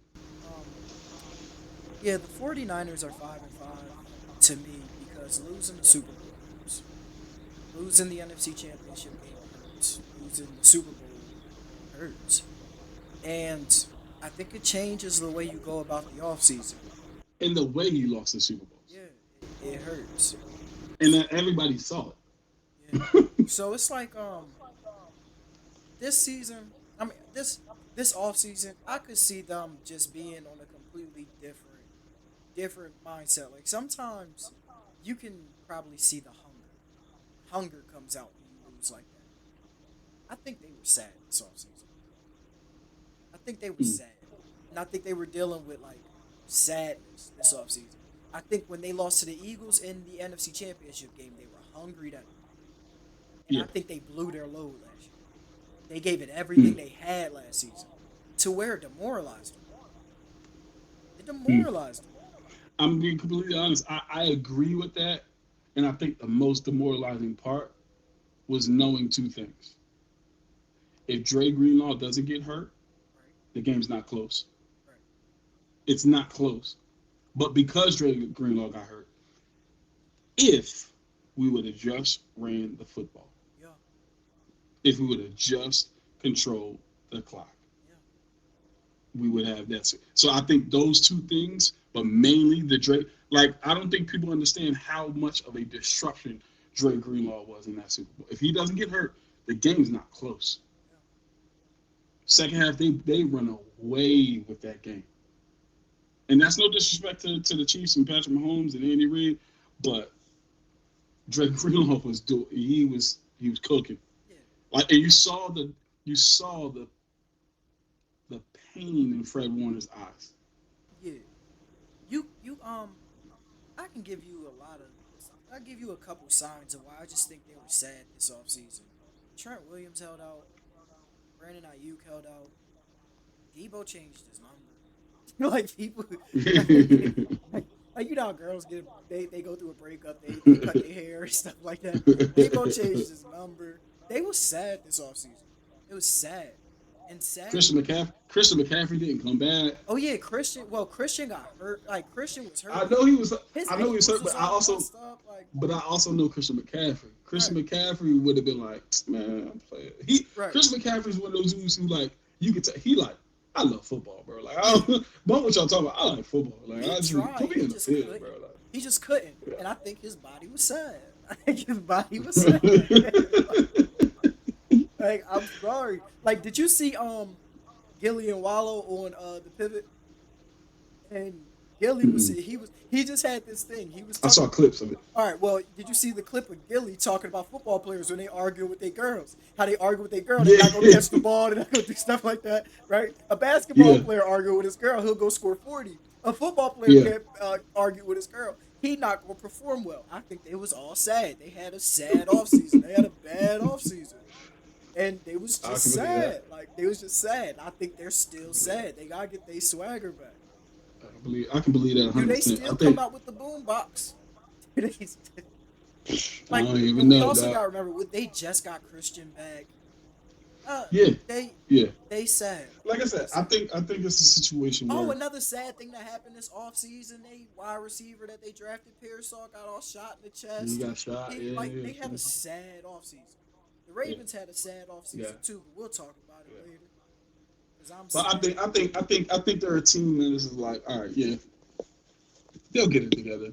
Yeah, Like I think they'll put like, because to me personally, I think I think I'm not a believer in the Cardinals, um, and I'm still not a full believer in the Seahawks, and so I'm not a believer because in of that, Kyler. But go ahead. and because of that, like I'm just like I think both those teams potentially falter. I'm because and it, yeah, I'm not a huge believer in either of those teams. I'm more even though they're 5-5 and they just lost the Seahawks, I'm still a believer more so in the 49ers. I think they pick it up and they put on a little stretch, a little run to get into playoffs. Honestly, to win their division, Yeah, definitely. I don't think it's gonna. I think what's gonna happen is they're gonna shake that sadness off and be like, "Hey, yo, let's go. Yeah, What are we doing right now? Like, yeah. let's get to it." And I think the person that's going to be the one, the voice in the locker room to do it, quiet as kept. I think it's going to be Trent Williams. Probably. I, I think Trent's at the point where he's like, "I want a ring, bro. I'm 35 years old. I ain't got too much longer. Probably. Yeah. What are we like? Let's go." Yeah. Yeah. And I think honestly, this adversity might be the thing to get them over the hump. They still got to get through Detroit.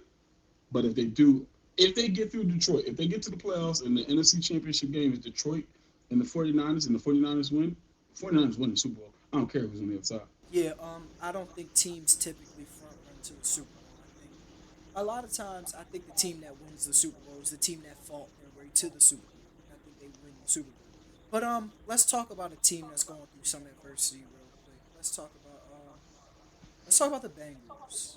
The Chargers and the Bengals played each other, and the Ain't Chargers. nothing really to talk about with Well, me. hold on, hold on. It's a lot to talk about. It's a lot to talk I about. mean, it I mean, is, it's but not, like, but I'm not listen, about the.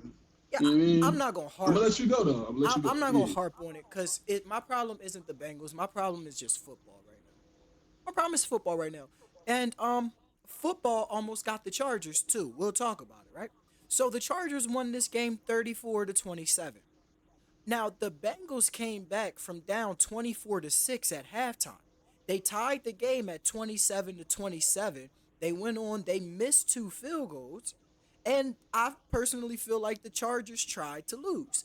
Now, the reason I say the Chargers tried to lose is because the Chargers was having a pretty good running day in the first half. But then in the second half, for some reason, they stopped running the ball and they just started throwing the ball with the Bengals. So they gave the Bengals time and possessions to come back in this game. They could have ran away with this game. They could have came in here and just smacked the Bengals. But they got pass happy. And I think that's the problem with a lot of these teams. They get pass happy. The Bengals are probably the most pass happy team in the NFL. I actually have a problem with the commentators. During the game, one of the commentators was like, the Bengals came out and empty. And the commentator was like, "Yeah, this is what they need to do. This is their best formation. Let Joe come out and spread and just let Joe Burrow pick the defense apart." I'm like, "No. No. No team's best offensive formation should be empty. That don't make sense to me. Five wide, so there's no shot at you running the ball. Get a ball to Chase Brown. That boy balling. But this team wanna. I'm pretty sure the stats are gonna go with what I'm saying.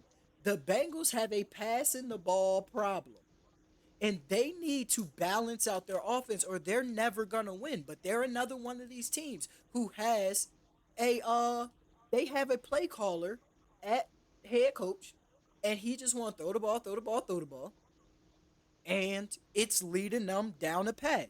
The Bengals are 4-7 right now. The Chargers are sitting at 7-3.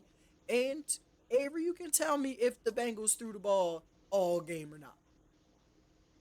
This was actually tough because they did, but they didn't. What's up? So let's start with the rushing. Chase Brown touched the ball 22 times. Mm-hmm. That's what you want out of your running game, 20 to 25 carries for your running back, right? Like that's what you want. So he had 22 carries, 86 yards, no touchdowns. So they were trying to put in the football. But you're also right because Joe Burrow threw the ball 50 times. So it's like to me, it just is to me what that tells me just from face value. Chargers was just better than y'all because you Yeah, actually did try to run the football. You yeah, had 22 carries to your running back. Joe Burrow carried it twice, and Drew Sample carried it once. So you tried to run the football. they did. Your 50 passes tells me you had to probably throw 50 They times did. because the Chargers were beating y'all up. Oh, That's what it tells but me. let me say this. They didn't Yeah. have to pass 50 times. Once they tied Not it up 50 times, but 27 you know what I'm saying? 27, they could have tried to control the game. But from there, once it was tied 27-27, both these teams were acting like they were losing by 50. They were just throwing the ball all over the field. Yeah. So that's the problem there. Like I said, and the stats obviously don't tell the full story. But again, Joe Burrow 28, 50, 3 touchdowns, no picks. 28 for Chase Brown 50 is 20. crazy. It's crazy, right? 22. That's just above 50%, but whatever. 22 for 86 for Chase Brown, no touchdowns. T. Higgins 9 catches, 148 in the touchdown. Jamar Chase 7 catches, 75 yards, 2 touchdowns. Their defense only had 2 sacks. They had 9 passes defense, which means their secondary wasn't bad. 4 tackles for loss and 6 QB hits, which means not a lot of pressure on the quarterback. You can't. That's going to be a problem if you're playing a Justin Herbert led football team. Got to get him off his mark. 17 for 36 for Justin Herbert. 2 touchdowns, no interceptions. Efficiency wasn't really there. He had a 40.9 QBR. That's not good. Um, he also led his team in rushing, 65 yards. J.K. Dobbins had 56 yards on 11 carries, 2 touchdowns. Shout out to J.K. Dobbins. I'm taking a moment here to say shout out to J.K. Dobbins. I drafted you in almost every one of my fantasy leagues because I was tired of people writing you off. I know Dyante is a fan of you as well. He Big fan. wanted you to stay on the Ravens, but Wanted he me. understood why. We understand why it's a business. But shout out to you. Shout out to your vision. Shout out to your faith. Shout out to you. You've been balling this year. I'm appreciative. And shout out to the Chargers for giving you a shot, man. Truly appreciate that. Lad McConkey's been on a tear. 6 catches, 123 yards, no touchdowns. Will Disley, 4 catches, 80 yards and a touch. And Quentin Johnson, 2 catches, 48 yards and a touchdown. Justin Herbert did fumble once in this game. And their defense, again, three sacks, five. Excuse me. Yeah, 3 sacks, 5 tackle for loss, 10 pass defense. Again, I mean the back end was cooking up, but 14, count them, 14 QB hits. That's because you tried to throw the ball 50 times, Bengals, with an offensive line that's just, to be quite frank, not built for that. I don't think any offensive line is built to stand there and, like, that's what gets the offensive line going is running the football. So Yep. you throwing the ball 50 times is just absolutely, it's putrid football, putrid coaching. I don't like it. But at the same time, to me, it just, looking at the stats, it just tells me the Chargers were the better team today. Yeah, yeah, yeah. Like I said, the Chargers could have just smacked the Bengals. They could And have shout smacked out to them. Harbaugh, man. Shout out to Jim Yeah, because he good he coach. he got this. He's a coach. Coach. He's a coach. Like I said it on the Aired Out podcast. I said I didn't believe that he was going to come in and have an immediate impact that was going to shift them to like contenders and playoffs. I thought he was going to shift the culture and it was going to be gradual. I was wrong. Shout out to you, Jim Harbaugh, coach of coaches. The dude just Everywhere he go, he win. Yeah, Everywhere he go, he win. yeah, We need to start having the conversation that he's in the top coaches of all yeah. time, That boy, and that's facts. that man is a great coach. Great coach. He let this game get away from him a little bit though. Mm-hmm, He mm-hmm. tried, he tried to, he tried to air the Bengals. He tried to air them. Telling you, they got up I believe big, it. twenty I four believe it. six, and they came out in the second half. He was like, "We gonna extend this," and they put him in a bad spot. It let the Bengals come back. It let the I Bengals believe come it. back, and the Bengals came I back believe in a it. good way. They And here's the slowly and thing, methodically came back, but then once they came back, they started wilding again. They and I started, understand. I understand. I understand the thought process behind it. Joe Burrow is like that. Like yeah, Joe Burrow can get hot, and when he get hot, it's like, dang, yo, we can't stop this Negro. right. Like, and that's the one thing that, like, just to take it to video games, that's the one thing about Madden that I'm like, no, they got that one right. When Joe Burrow get hot, it's really no stopping him, yo. Like, Right. he really, like, you, he not gonna throw an incompletion. Everything's gonna be a dot. You know, you can do. He's in the rhythm. So, I get why they want to, because he is the best player on their offense. Well, besides Jamar Chase.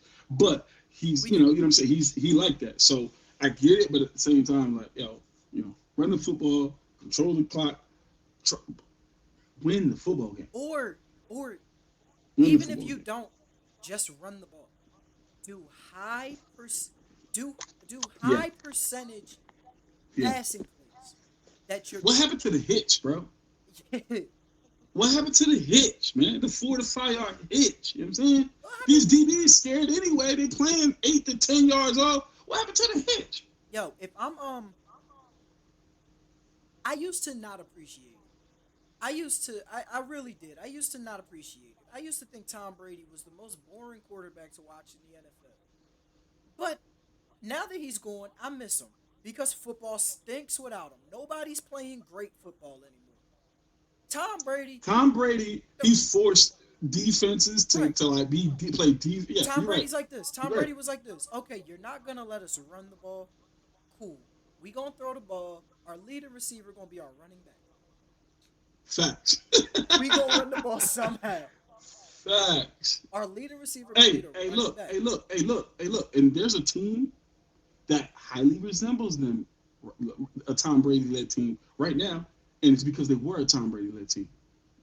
They ain't got they starting receivers, and Baker Mayfield's still winning football games. Mm-hmm. And who's leading the team in receiving? It's them running backs. Yeah. Because he was able to, because, like, listen, he took a page out of Tom Book, like, oh, all right, well, he ain't open, so here, dump it down. Boot, we gonna run it. We still gonna run it. Right. Boot, dump it down. Here you go. Take that. Swing route. Okay, boom, touchdown. Now what? But yeah, You that's thought you thought it's my problem. These teams, that's like a lost art. That's Yeah. all the Eagles should do. But Oh, oh, regardless of that, right? oh. We'll get there. We'll get there. Saquon should have 15-15 this year. It should be a 50 Bro, yard receiving, 50 yard rushing. bro. Saquon would touch the ball 84 times a game behind Okay, the offensive line. okay, bro. I'm just saying, like these teams, they just want to throw the ball down the field. It's Madden Yeah, every Sunday. It's Madden. yeah. People just go back there and B. Just be like X. Facts. It's B and X, bro. He down there somewhere. Uh, They just throwing that joint. hey, Hey, hey, hey, hey. Four verts, four verts. what happened to what happened to go drop back boop go boop run run run Here you go. run. Take that. Mm-hmm. Football's missing it. Football is missing it. But yeah, football's missing it. But let's move on to And I blame Patrick Mahomes. He's the Steph Curry of football. yeah, well, you brought him up, so let's go to that game. Let's talk about the Chiefs and the Bills. Um, the Bills beat the Which is a Chiefs. good thing. That's not a shade Yeah, thing. not at all, Even not at all, not I at know, all. some people like they hear that and then, oh, what you saying? Steph Curry messed up, or you saying Patrick Mahomes messed up? No, I'm saying like they changed the game. Yeah, yeah, Like that's a compliment. They changed the game of football. Like that is what it is. yeah. But yes, All anyway. right. So the Bills beat the Chiefs 30-21. I think this Mm-hmm. was a classic Chiefs Bills game. Yeah. The Bills continued their win streak in the regular season. It was Mm-hmm. back and forth till the Bills got the double digit advantage in the third because they got they got the ball back after halftime. They weren't able to score. Then the Chiefs weren't able to score. The Bills were then able to score. So they went up. They went up big in the third. The Chiefs were able to fight back, and then Josh Allen just said, "I'm not losing." It was 4th and 2, and that man just said, "Somebody tackle me. Try tackle me." And he just ran. He scored a touchdown, and that was pretty 260. much the end of the game. Yeah, it was no shot for the Chiefs after that. They tried, but that was it. And I look forward to round two in the playoffs because you know it's happening again. It's happening again. Um, Unfortunately, Maybe. yeah. I mean, it's at this point, it's only gonna happen in the AFC Championship game. So one of y'all gonna have to come see us in the first round. But what's up? Well, actually, the second round, cause the fourth seed gonna have to come see us, cause we gonna be the fifth seed. But we'll talk about that later. Go ahead with the stats, bro. This was a fun I game mean, to watch. it could happen. It could happen in the first round. Let's say Who? Bills Chiefs. Nah, it can't. It can't. They gonna be 1-2. I'm s- The I'm Chiefs are s- nine and I'm one. The Bills are 8-2. The Bills are gonna win their division. The Chiefs are gonna win theirs. It's not gonna happen okay. because one of them is gonna get the bye, and then one of them's gonna play I 7. gotta, I gotta, I guess it's a hot take. There's a potential that I see the Broncos winning that division and dropping the Chiefs down to like the, you know what It's a mirror right here, so I just looked at myself to see how I really look. I mean? I just like the way they play. That's all I'm saying. All right, so let's get to the stats. Patrick Mahomes 23 for 33, 3 touchdowns, 2 picks. Kareem Hunt 14 carries, 60 yards, no touchdowns. Xavier Worthy 4 catches, 61 yards and a touchdown. DeAndre Hopkins 3 catches, 29 yards, no touchdowns. Noah Gray 4 catches, 23 yards and 2 touchdowns. On defense, they did not sack Josh Allen at all. They had 3 tackles for loss, 2 passes defense, and 4 QB hits. For the Bills, Josh Allen 27 for 42, 262, a touchdown and a pick.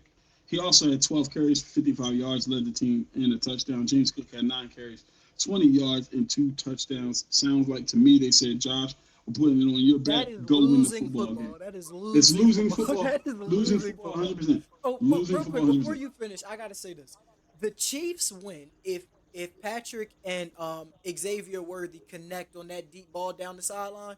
The one that Xavier dragged his feet too early and then only got 1 foot in. If they connect on that play, the momentum is there as the Chiefs win this game.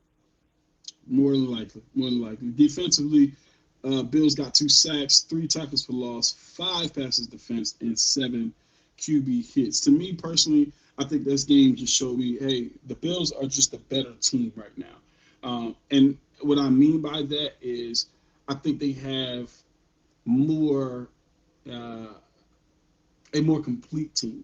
The Chiefs are still they're missing something, right? Defensively, we all know Spags is probably the best defensive coordinator in the NFL right now. Offensively, the offensive line isn't terrible. Their run game isn't terrible. It's Patrick Mahomes back there, so you can't ever right count them out. The thing that they're missing, and I'm going to say it because Jersey, they're missing Isaiah Pacheco. He's the heartbeat of that team, man. He's the tone setter on that team, and I'm glad that he's just got activated off the off IR because when he gets back, I think he just changes the identity of that team. As good as Kareem Hunt is, he's not Isaiah Pacheco. Kareem Hunt is on the latter end of his career. Isaiah Pacheco runs like a third grader with Tim's on, who's running to get to the front of the snack line. Isaiah Like Pacheco, he run like the third grader that's playing with the sixth graders, for real. Like, and that's, but and that, he like, really think he better than them. and he really think he better than him. Right, He really like he's not afraid of nobody, right, none of them. He don't care how big you are. He like, if you meet me in the hole, show me you're in 6th grade, because right, I'm coming. Like, what are we right. talking about? And I think that's the missing piece. I think right now, though, the Bills are just a more complete team from the standpoint of a dynamic wide receiver in Amari Cooper. They have another dynamic wide receiver who's actually been hurt right now in Keon Coleman. And Khalil Shakir is showing that he's one of the better slot receivers in the league. I love the fact that they're getting a lot of chemistry with Curtis Samuel. That's absolutely phenomenal. I think that's, to me, is showing like, hey, listen, we're going to be able to match up wherever we're going to find that matchup when it comes if we have to go 5 wide. But then we still got James Cook, who absolutely can run the football. He can catch the football at the backfield as well. And we got Josh Allen. Offensive line isn't terrible. And then the defense, right? They're getting sacks. Um, they're getting pass deflections. They're doing what they need to do. The back end of the defense is the biggest question mark for me.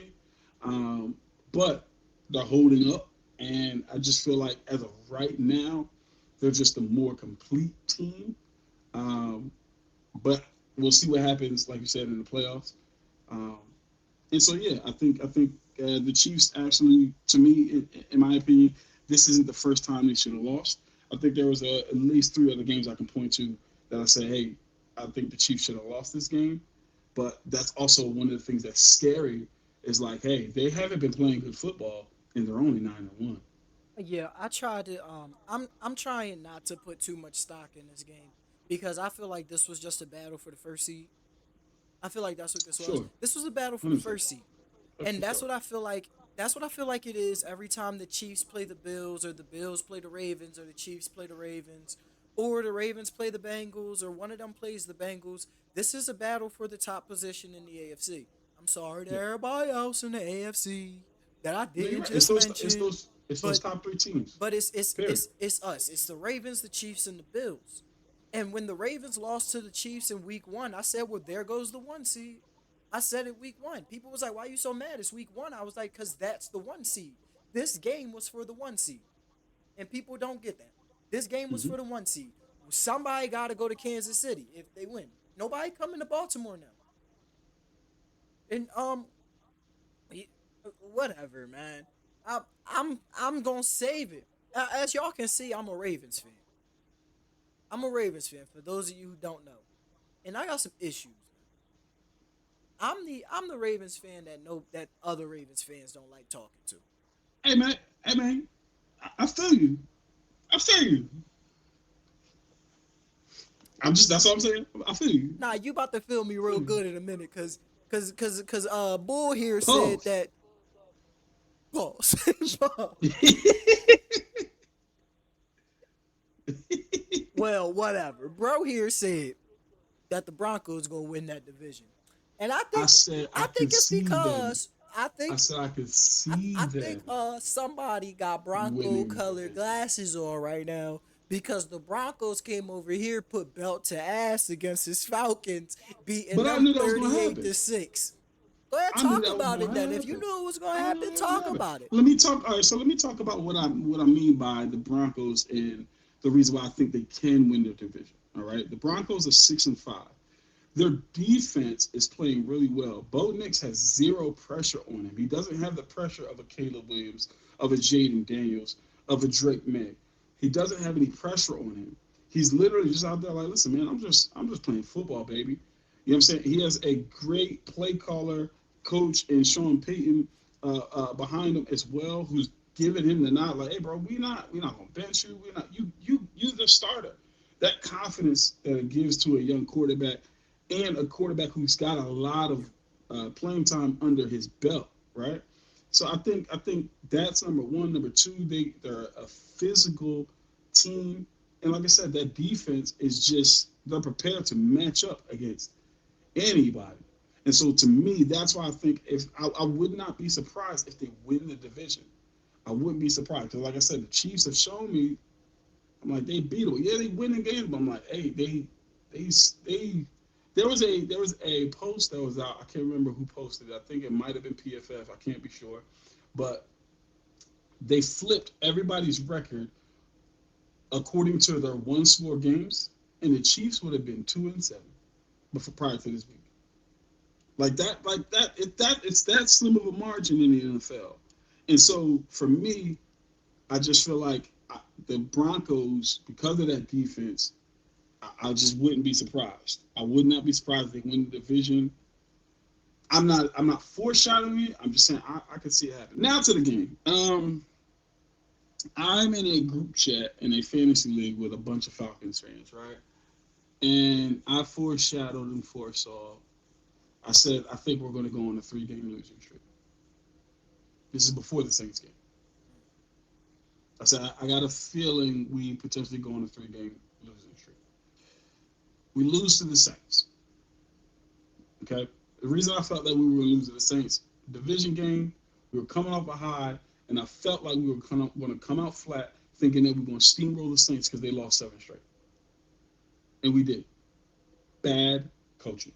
And I love Raheem Morris, but it's bad coaching. You did not have your team prepared. You did not do what the Lions did to the Jags. We don't care what your record is. You're an NFL football team, and we're gonna get up for y'all, and we're gonna make sure that y'all know we here. Particularly, it's a division game. And y'all done lost 7 straight. Yeah, we're gonna make it 8. We're gonna make it 8. And so for me, that I kind of felt that. I felt like we were coming off a high, and I was correct. Then we got the Broncos, and I'm like, that defense and the way our defensive philosophy is poop. We're the 29th ranked defense in the NFL, and I keep hearing, yeah, no, we don't need to change anything. We just got our offense has been carrying us the last couple of weeks, and Kirk Cousins is coming off a torn Achilles. We shouldn't have to keep doing this. Like, and then we go and draft. And again, I understand the philosophy. We draft Michael Penix. We're last in the league in pass rush. We're last in the league in pass rush. We're giving up the most yards to receivers and quarterbacks in the NFL. Like I said, yeah, and the Broncos, they got some steam behind them right now. They feeling good. So we're gonna lose this game. And we did. We got absolutely cooked. Absolutely fried. We couldn't stop a nosebleed. But that's because of our defensive foul. We don't press. We don't cause any disruption between quarterback and receiver. We don't disrupt timing at all. We have two of the best safeties in the NFL. We have one of the best corners in the NFL. And you mean to tell me we're not going to at least bump and run? I'm not even talking about press. Bump and run. Some type of timing. Throw timing off just a little bit. Allow a pass rush to get home. But at least try. It's absolutely ridiculous that a rookie quarterback, and again, Bo Nix is balling, a rookie quarterback threw for 300 yards and 4 touchdowns against us. Reminds me of last year. A Will Levis comes in and throws 4 touchdowns against us. Why do we keep doing but defense? Oh no, at this point, there's excuses and it's bad coaching. We keep putting it on the players, and it's not on the players anymore, man. It's not on the players. Kirk gonna do what he do. Kirk, he's gonna do what he does. He's done it since Washington. He's gonna spread the ball around. He's gonna get the ball to his playmakers. He's gonna play quarterback. Bijan's gonna do what he do. He's baby Saquon. He's gonna do what he does. Tyler Algier is gonna run hard. Drake London is gonna make contested catches. Darnell Mooney is gonna beat man coverage. Kyle Pitts is going to run past defenders if you single cover. We know all of those different things. The offense is going to do what it do. Defensively, we are absolutely hot garbage, and that puts the offense at a disadvantage. They don't ever get in a rhythm. Not when the defense is on the field the majority of the game. The time of possession ain't close. So I felt that was going to happen, and I think we lose again next week. I wouldn't be surprised if it's a 4-game losing streak. This it's just at this point it's bad coaching. Like we can't put on anything else. It's bad Coaching. To the stats. Kirk Cousins, 18 for 27, 173 yards, no touchdowns, and a pick. Michael Penix comes in 2 for 4. Bijan Robinson, 12 carries, 35 yards, 0 touchdowns. Chase McClellan, 8 carries for 15 yards. Drake London, 6 catches, 61 yards. Ray McLeod, Drake 3 for 61 yards. Ray 6 for 46 yards. Bijan 4 for 28. Darnell 2 for 27. No touchdowns. Kirk lost the football. Defense, 1 sack. 1 sack from Matthew Judon, who has what, 4 on the season? Oh, excuse me, 2.5. I was giving him the benefit of the doubt. 2.5 sacks, and we drafted Michael Penix. When Jared Verse, who's absolutely balling on the Rams, who I said we should draft over Dallas Turner, is cooking. Even Leatu Latu, I would have been okay with y'all. I wasn't super high on him. He had 20-something sacks last year at UCLA. I wasn't super high on him. I was the highest on Jared Verse. But even if you did that, it would have showed me, at least you're trying. At least you're trying to pressure the quarterback. So back to your point, as far as like pass rushers and defensive ends are overrated, like I get what you're saying, but when you don't have one, when you don't have these Negroes, somebody who can just apply pressure every now and again, this is what happens. You lose 38-6 to a rookie quarterback. 1 sack, only 5 tackles for loss, 2 pass defense, and only 3 quarterback hits on a rookie quarterback. I'm sorry, but I'm just a fervent believer that with the talent that we have on defense, that rookie quarterback should have had a freaking fit. He shouldn't have been able to know where anything was coming from. You got one of the best, if not the best, back-end safeties in the NFL in Jesse Bates. Justin Simmons can cover any tight end in the league. I said it. And he can play in the box. A.J. Terrell is one of the better corners in the NFL. Having a down year, but still one of the better corners in the NFL. But none of that matters if you can't get to the quarterback. None of it matters. You play this shell defense and like, yeah, we'll let you throw for 400 yards, but we're not going to let you score. Well, that didn't work because they definitely scored. 28 for 33, 307 yards, 4 touchdowns, no picks. A 145 rating. Javonte Williams, 9 carries, 59 yards, 6.6 a clip, and a touchdown. Cortland Sutton, 7 for 78, no touchdowns. Marvin Mims, 2 for 49 and a touchdown. Sacks, 4 to our 1. 8 tackles for loss, 5 pass defenses, and 6 quarterback hits. We did nothing at the trade deadline. And there were pass rushers out there. We saw Zadarius Smith go to Detroit for a 3rd round.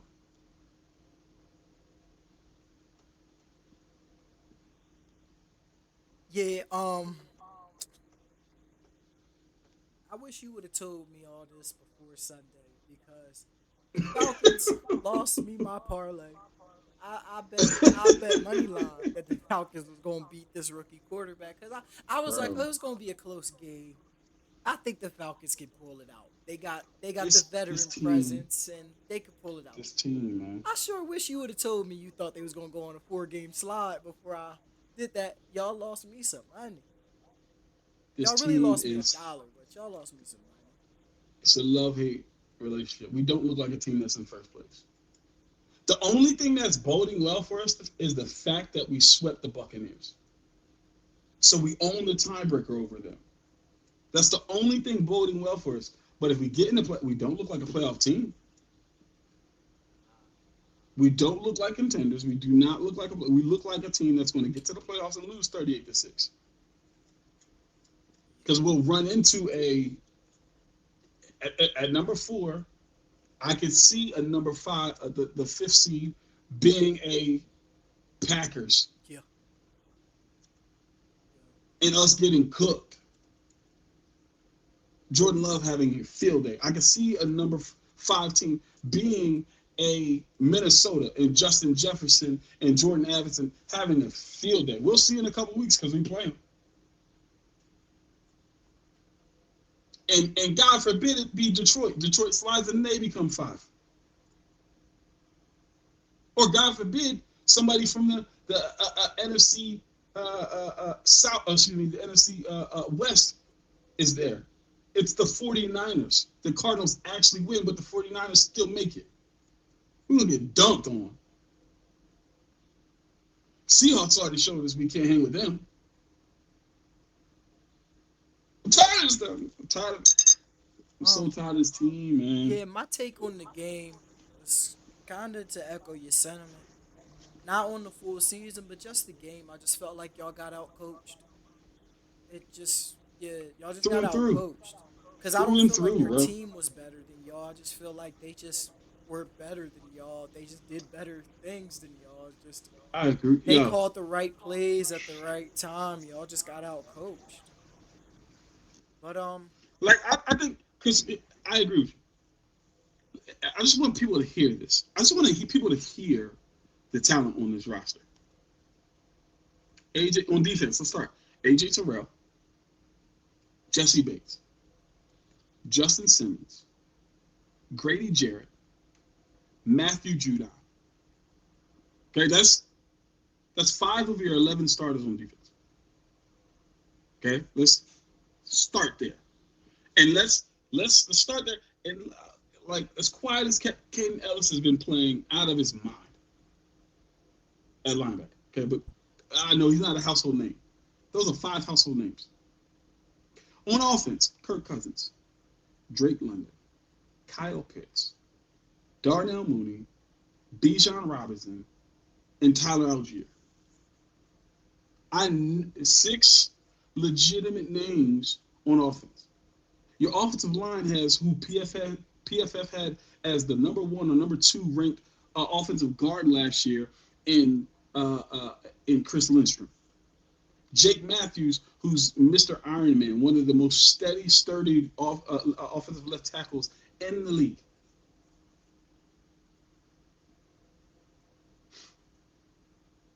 We're 6-5, and we just lost to a rookie quarterback who threw 4 touchdowns, no picks. Like, it's not even the fact that he threw 4 touchdowns. He ain't throw no pick. You mean to tell me he ain't get no picks? That means y'all didn't confuse him. Not one. Y'all didn't get him confused. Y'all didn't throw him off the spot. Y'all didn't. All right, I'm getting angry again. Someone calm down. I'm gonna let you talk.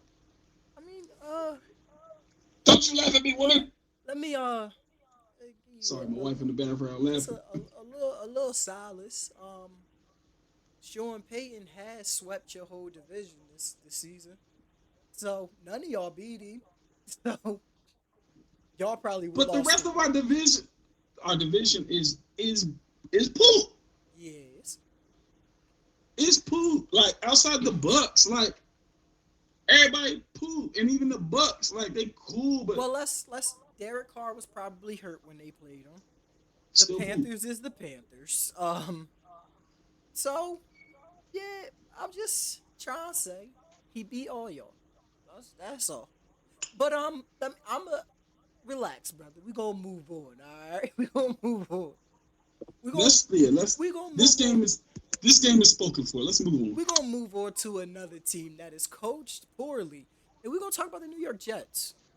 Because people keep asking me, what's Mm, wrong with the mm, mm, mm. Jets? What's wrong with the Jets? And I hear a lot of conversation on the internet. And the Jets don't even know what's wrong with the Jets. They fired their head coach. They've just this week fired um their GM. GM. Mm-hmm. Right? Head coach nor GM was their problem. Yeah, but before I say it, I'm gonna say shout out to the Colts for winning 28-27. This was the best I've ever seen Anthony Richardson play. I think this was a really good game for the Colts, and I think they needed this win because they still have a chance to win their division. Um, but back to the Jets. The head coach was not their problem. Their general manager was not their problem. Their players are not their problem, and for sure Aaron Rodgers is not their problem. No matter what people on the internet, Cam Newton, whoever want to say, it's not Aaron Rodgers. Their problem is their offensive coordinator.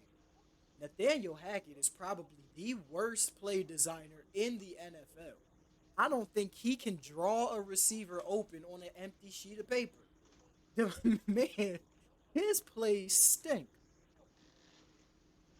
He actually has some good run play designs. He has some good ones. Brees Hall got off in this game, but his pass play designs stink. They're completely reliant on somebody winning their one on one and Aaron Rodgers making a great throw. I think that's why they went and got Devontae because this system worked so well for them. They thought it would work, but people have learned just don't press Devontae, play off, and try to make them beat you. So this team, they do things where the problem with Nathaniel Hackett's offense is there's no confusion of the defense. Every play, every route stays in its own path. They rarely cross. They rarely make decisions. They rarely make defenses make decisions. They rarely pull linebackers up, move safeties back to force gaps in the defense. They just let people guard whoever's in front of them because they'll have the outside receiver run a go, the slot run a out. They'll come out in trips. The outside will run a go. The slot will run a out. The inside man will run a curl. That's so easy for the defense to cover. It's so easy. So when people want to know what's wrong with the Jets and they like Aaron can't do this, Aaron can't do that. Nobody's open. Turn on the all 22. It's strapped with the Jets. It's strapped. It is strapped. And then that offensive line is terrible. Tyron Tyron Smith hasn't played half the damn season. Morgan Moses can't block nobody to save his damn life. There was literally a week where the Jets played, and every starting offensive lineman for them, aside from the center, was an offensive tackle. Tackles and guards are not the same thing, so no tackles cannot just fill in for guards. Your tackle go in there guard, a defensive tackle gonna whoop his ass. And that's what happened to the Jets that week. That's not what happened We this week, but the Jets got a problem, and it's their offensive coordinator. So it's over for them this season. This offseason, they need to get rid of Nathaniel Hackett. Aaron needs to say, I love you, but bye bye. You got to go. And they need to get in somebody in here who is better at designing plays, or the Jets have no hope. we watched a little bit of all 22 last week of the Jets, and there was a play we watched where a lineman was literally looking at a defender and just didn't pursue him. Yeah. It was three linemen in the same area. He looking, and I'm like, are you just not gonna try and block? Like it was bad. Like so, I agree 100%. I think he can scheme up some runs, but offensively, when it comes to passing the football, Nathaniel Hackett is a hack. He needs to go to college because they're college football players. That's what they are, right? Like you said, there's no move. They're still the least motioning team in the NFL. At least is The none. least It's none. motioning They offense. only they Like only motion on run plays. it's ridiculous. And it's And actually crazy that we know that because NFL defenses know that if a wide receiver comes in motion, it's a run. so it's absolutely it's sad. And I think it's a waste of the talent on that offense. Yeah, Devontae Adams and Garrett Wilson, I think, are absolutely phenomenal receivers. I think they're great at beating man coverage, but at the same time, they I shouldn't be think it's a forced to situation do where it every they single shouldn't play. be they shouldn't be forced. Number one, number two, you're just making it easier for the DBs because they watch film too. Yeah, So they're like, all right, well, I know that I don't have to worry about him running a route that's going to cross with somebody or switch.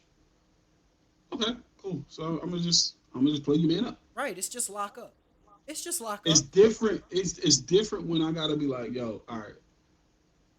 If I press, I gotta kind of have my head on a swivel because what if somebody comes and try to pick me off, or they run a crosser and it's like an over route and something like that. All right, so it Even makes in zone, they don't make the defense communicate. like you said, they don't make any the defenses. They don't make defenses think. Yeah, the Jets are If you're probably if you don't make a defensive think, you're literally setting yourself up for failure. And the fact that they scored 27 is surprising yeah. with that because it's absolutely ridiculous. Yeah, I I think at agree one point 100%. in the game they were down 10 to nothing. And then at some point it was tied or something like that. And then the Jets got the lead and then the Colts came back and won it Yeah, with the last minute touchdown. I think the Jets thought they yeah, won this game, but they lost yeah. and they That, deserved again, to lose. back to back coaching. Anthony Richardson 20 for 30, 272 and a touchdown, no picks. Jonathan Taylor 24 carries, 57 yards, no touchdowns. Just want to point out that's great balance. 24 carries for your running back, 30 passes for your quarterback, and Anthony Richardson ran the ball 10 times, and another run from Mitchell. So that's 35 rushes. Love that. Two touchdowns from Anthony Richardson on the ground. Josh Downs, 5 catches, 81 yards, and a touchdown. Anthony Richardson did fumble the ball twice. So got to be able to protect football. Got to be able to protect football, especially because you're clearly going to run the football. You're a quarterback who likes to use his legs. Got to protect the football. Defense had 3 sacks, 6 tackles for the loss, 2 passes defense, and 5 QB hits. Aaron Rodgers was 22 to 29, pretty good efficiency. 2 touchdowns, no picks.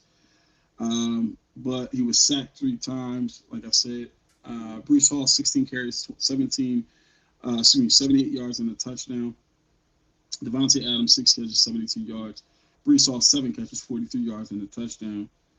Garrett Wilson 4 catches, 18 yards. Their defense, Aaron Rodgers also fumbled the football. I got to take care of it. Their defense had 2 sacks, 7 tackles for loss, 1 pass defense, and 5 QB hits. Very even game. Colts just came out on top, and it's because of the fact that the New York Jets organization is a dumpster fire of an organization right now. Just being completely honest, I can't stand it. They're one of the top 5 worst run teams in the NFL. I'll say I what I said, said on Facebook last week. And what I said last week is that if the Jets want to have any type of success in the next 2 years while they have Aaron Rodgers, they need to get rid of Nathaniel Hackett and get Cliff Kingsbury. That's it. Cliff would fix this team. Cliff would fix this team. I can say it, but I And mean, that's it because also, Cliff wouldn't have to do much. This is a great football team.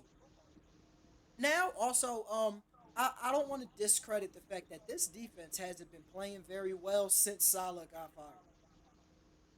And facts, that's because they fired the wrong person. Salah was not the problem. facts. So this defense isn't playing well right now. I also don't see this defense in bump and run that much anymore. They look like they're doing what you said the Falcons are doing. They're sitting in the shell coverage trying not to get beat when Saul should be in bump and run. These boys should be in bump and run. But also, even though yes, they do need like a Cliff Kingsbury or something like that, or um, who is the guy from um, God, hold on, What let me team? just pull it up. I forgot the daggone team, the Lions. God, Bill something. Either one of those 2 guys. Um, I do think that Aaron has to humble himself in the sense that Yeah, one, gotta let go of Hackett, yeah, and two, gotta allow the OC to be the OC. Gotta allow the OC to be OC. That was one of the issues that were plaguing the team in Green Bay. A lot of issues with Matt LaFleur. as the play caller. I understand. I understand, Aaron. You are a Hall of Fame quarterback. You should have a say without question because you're Aaron Rodgers. You've put in the time. You're a Super Bowl winning quarterback. You know what you like. You know what you can do. You all those different things, right? So you should have a say. Same time, gotta let the OC be the OC. And I think that's what separates him from the other greats. And that's what's frustrating because he's probably the most, if not the second most talented quarterback to ever play the game of football. Yeah, I don't want to make it seem like I'm taking all the onus off of Aaron. I'm taking a lot of it off of Aaron, but I do understand that Aaron loves this offense. He's vouched for Nathaniel Hackett. So Aaron doesn't understand how bad this offense is either. So Aaron takes some credit for this. Aaron has to take some of the fault for this. But if Aaron doesn't have the playbook to fall back on, if somebody could just come in and give Aaron a different playbook and the playbook was better, like LaFleur did, LaFleur tempered his playbook to Aaron. Aaron didn't want to Mm-hmm. do all the Mm-hmm. motions and stuff, but the route Mm-hmm. concepts were still LaFleur's. Aaron went back to back MVP under LaFleur. So if somebody else would just come in, Nathaniel Hackett wasn't the MVP Aaron Rodgers quarterback. He wasn't his coach. Matt LaFleur was. So let's go ahead and get rid of Nathaniel Hackett, Aaron. Let him go. He stinks. He stinks. So let him go and get back to the top. Hackett Hackett needs to go to college. Hackett need to go to the couch. All right, let's move on before I get disrespectful. We only got one more game from last week to talk about. Oh, my fault. There actually is. There's two games to talk about. Last Thursday, the Eagles Uh, played the Commanders. okay, okay, Yeah, okay. last Thursday the Eagles played the Commanders. Wait, before we get into that, let's just ain't no need to talk about the Texans Cowboys. What happened happened, Oh yeah. and it was supposed to happen. That's Yeah. all that needs to be said. Goodbye, goodbye. Moving on. Yeah, this not gonna be a show where we talk about the Cowboys for ratings. You see, I forgot about them. They're irrelevant. Goodbye and moving on. Yeah, That was supposed to happen. What happened? How the game went is what I expected the game to happen. yeah, Goodbye. Moving on. yeah. Eagles Commanders. Moving on. All right. I honestly want to do the same thing with them, because the Commanders, they're coming along, but they shouldn't be I competing with they, the Eagles. period. The Eagles were supposed to beat them. They Period. the big brother. The That's the fine. Eagles were missing kicks in the first half. The game looked close until Saquon was like, "No, we gonna beat y'all," Look, look, and then look, look, Saquon snapped in the second half, and it was over. look. And not just that. The Commanders have not been a good team. Yeah, I kept no, trying to tell people in other group chats. I mean, oh man, should we be afraid of the Commanders? Should we? I said, as soon as they beat a relevant team, sure. They lost to their three losses. The Ravens, good team. The Eagles, good team. The Steelers, good team. All their wins, all their wins. Excuse me, and the Bucks, good team. And this is pre injuries. yeah, Okay, their wins. The Giants, trash. the Bengals, All right, they're mid. The Cardinals, all right. they're mid. We don't really believe That's in what them. I'm They saying. just All right, just all right. Like, they're mid. The Browns, trash, the Panthers, trash, the Bears. Scrape that one out on the trash, last second joint. The Bears, the Giants again, trash, and now they're about to play the Cowboys. trash. Every other team they played that was good, that's a legit team that's going to be in the playoffs. L. Or They play except for the well though. They Bucks. play well. They play well. Play They well. play Play well. well. Again, They're like you on the said, come up. they on the come up. They on the come up, and they're going to be in the playoffs. They're going to be in the playoffs. I think it's going to be two teams from the NFC East. I think it's going to be two teams from the NFC East. Nah, that's bad math. Because if it's three, Uh huh. Uh huh. no, it's gonna be two teams from the NFC West. It's gonna be three from the South, two from the West.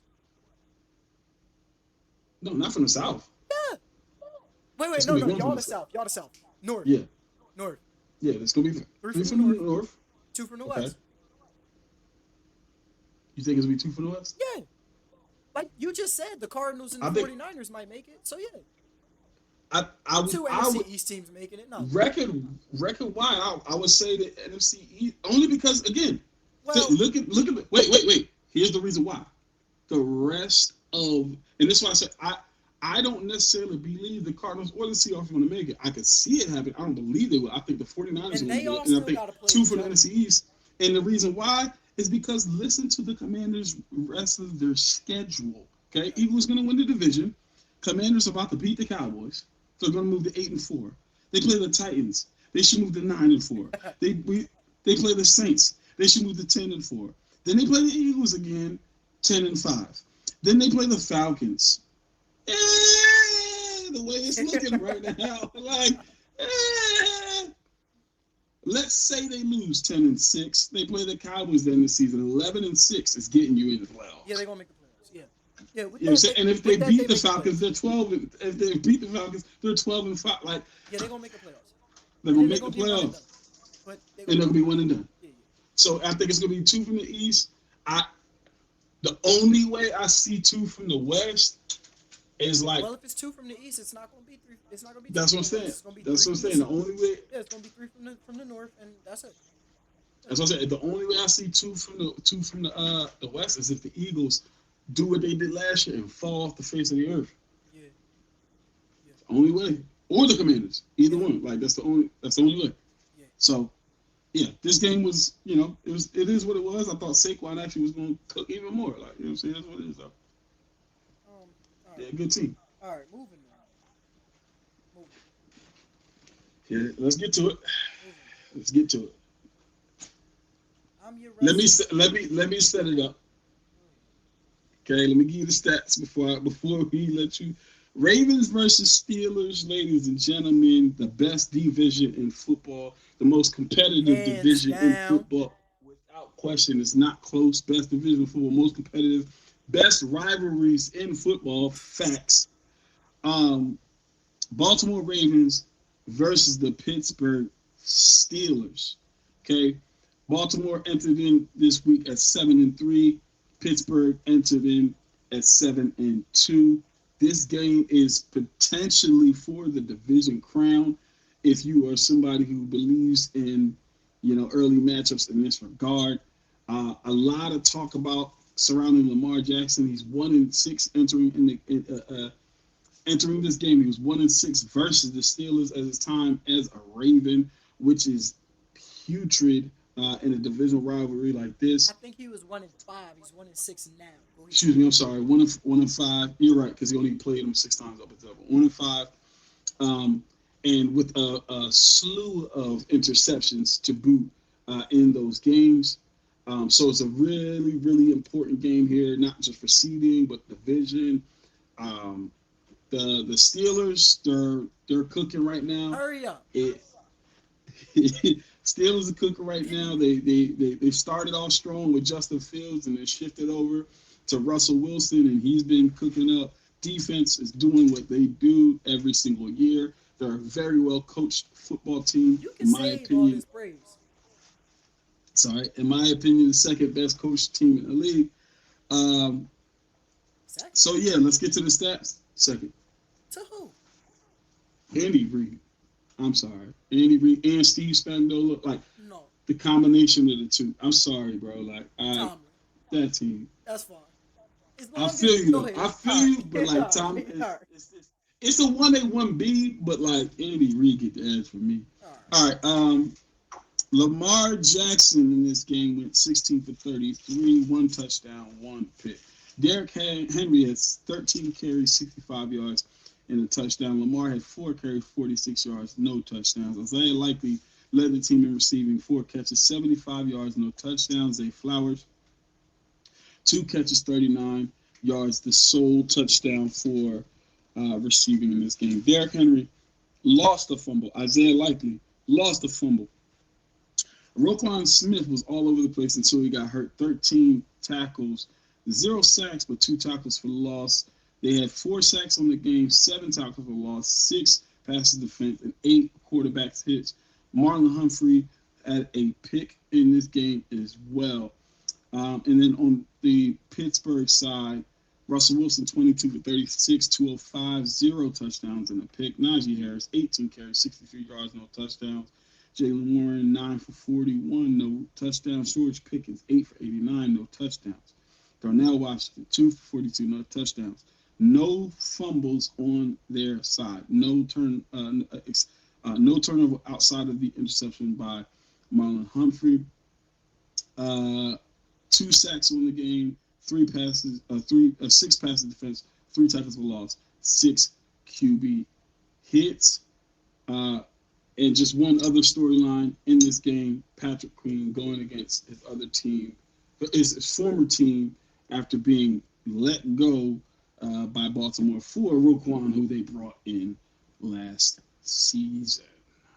Deontay, the floor is yours, sir. All right.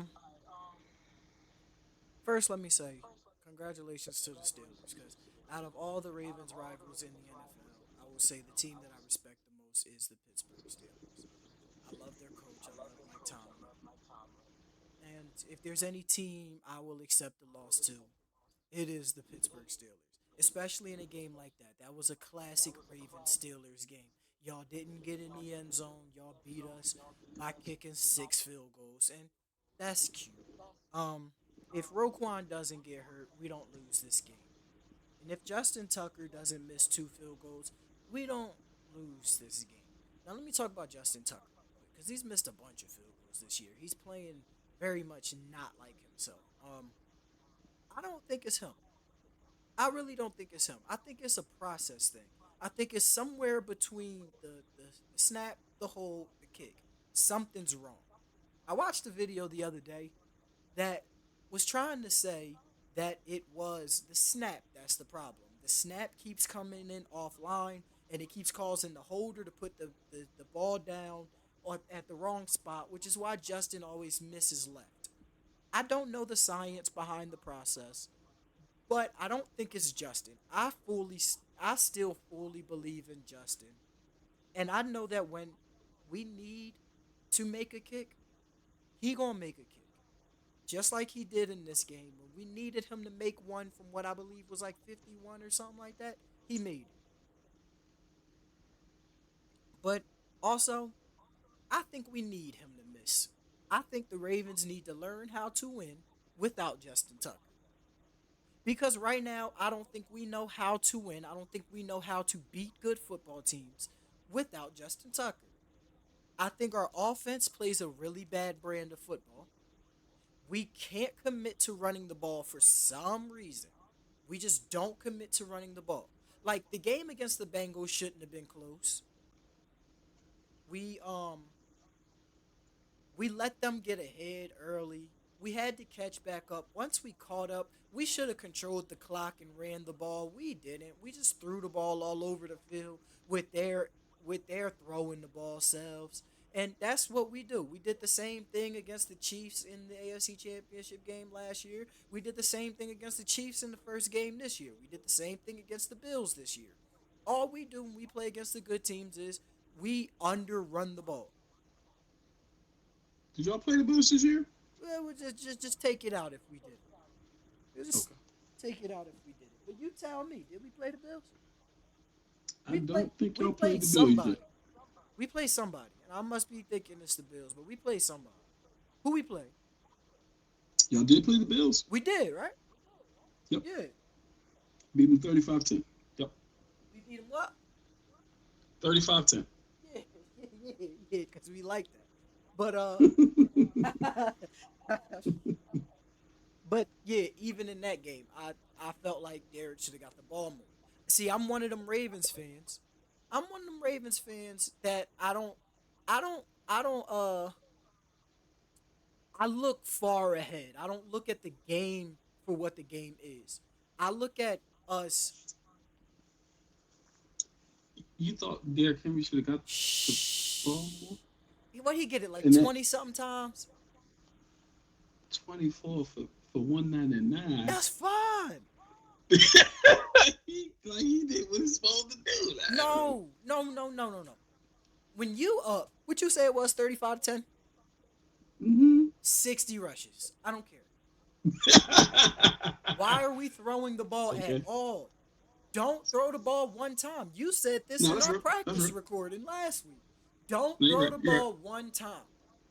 You're right. Especially with Derek. Derek, we got Lamar, we got Justice. Don't throw the ball one time. Yeah. Not Yeah. once. Yeah. Sometimes just give the ball to Lamar. Like 11 on 11. Block up, run out of bounds. No, don't run out of bounds. Run slide. Don't throw the ball one time. I ain't gonna hold you. If I was a receiver, I wouldn't touch Baltimore. I never play for Baltimore. I would not wouldn't touch it. I would not with a I what? No, I ain't going there. Tight end, running back, I'm playing for Cause Baltimore. what? Cause what if they actually decide? Yeah, we just gonna run the ball 80 times and see who can Which they stop us. should. If they did, I promise you they're going to defeat it. Yo, hold on. I promise you they're going to defeat it. Couple years ago, first time the 49ers went to the Super Bowl in this era, right? Not the first time. Not the first time. Like, in the 2020s. The first, like, Mm-hmm. the first one, right? You said in this era, you right? Right. They played the Packers in the NFC Championship game, and didn't they throw the ball like 6 times the whole game? Mm-hmm. Right. You get what I'm Something like saying? that. Yeah, Yeah, something yeah, like that. yeah. Yeah, yeah, I want the Ravens to play like that. yeah, We're yeah, not throwing the yeah, ball. yeah, Stop the run. yeah. Stop the run. Who's going to stop us? That's Exactly. line it up. Who going to stop us? Exactly. So that's what I feel Oh, you like. stop there. Oh, you stop there. Okay. Stop Lamar. Try to stop Lamar now. Right. Oh wait. Oh, you stop Lamar now. Try to stop there. Like, just try to stop both of them. That's the thing. Try to Oh, stop you stop both both. of them. Oh, you stop. Oh, you stop both. All right. Try to stop Justice or Keaton on the screen. Exactly. I'm not throwing the ball down the field. My receiver's going to get 0 targets. Boy, y'all gonna be the most conditioned wide receivers in the Oh, league. because y'all Run blocking. off. Run off. Y'all Run blocking. run off or block. Run off or block. Run off. Period. Run off or block. Exactly. That's it.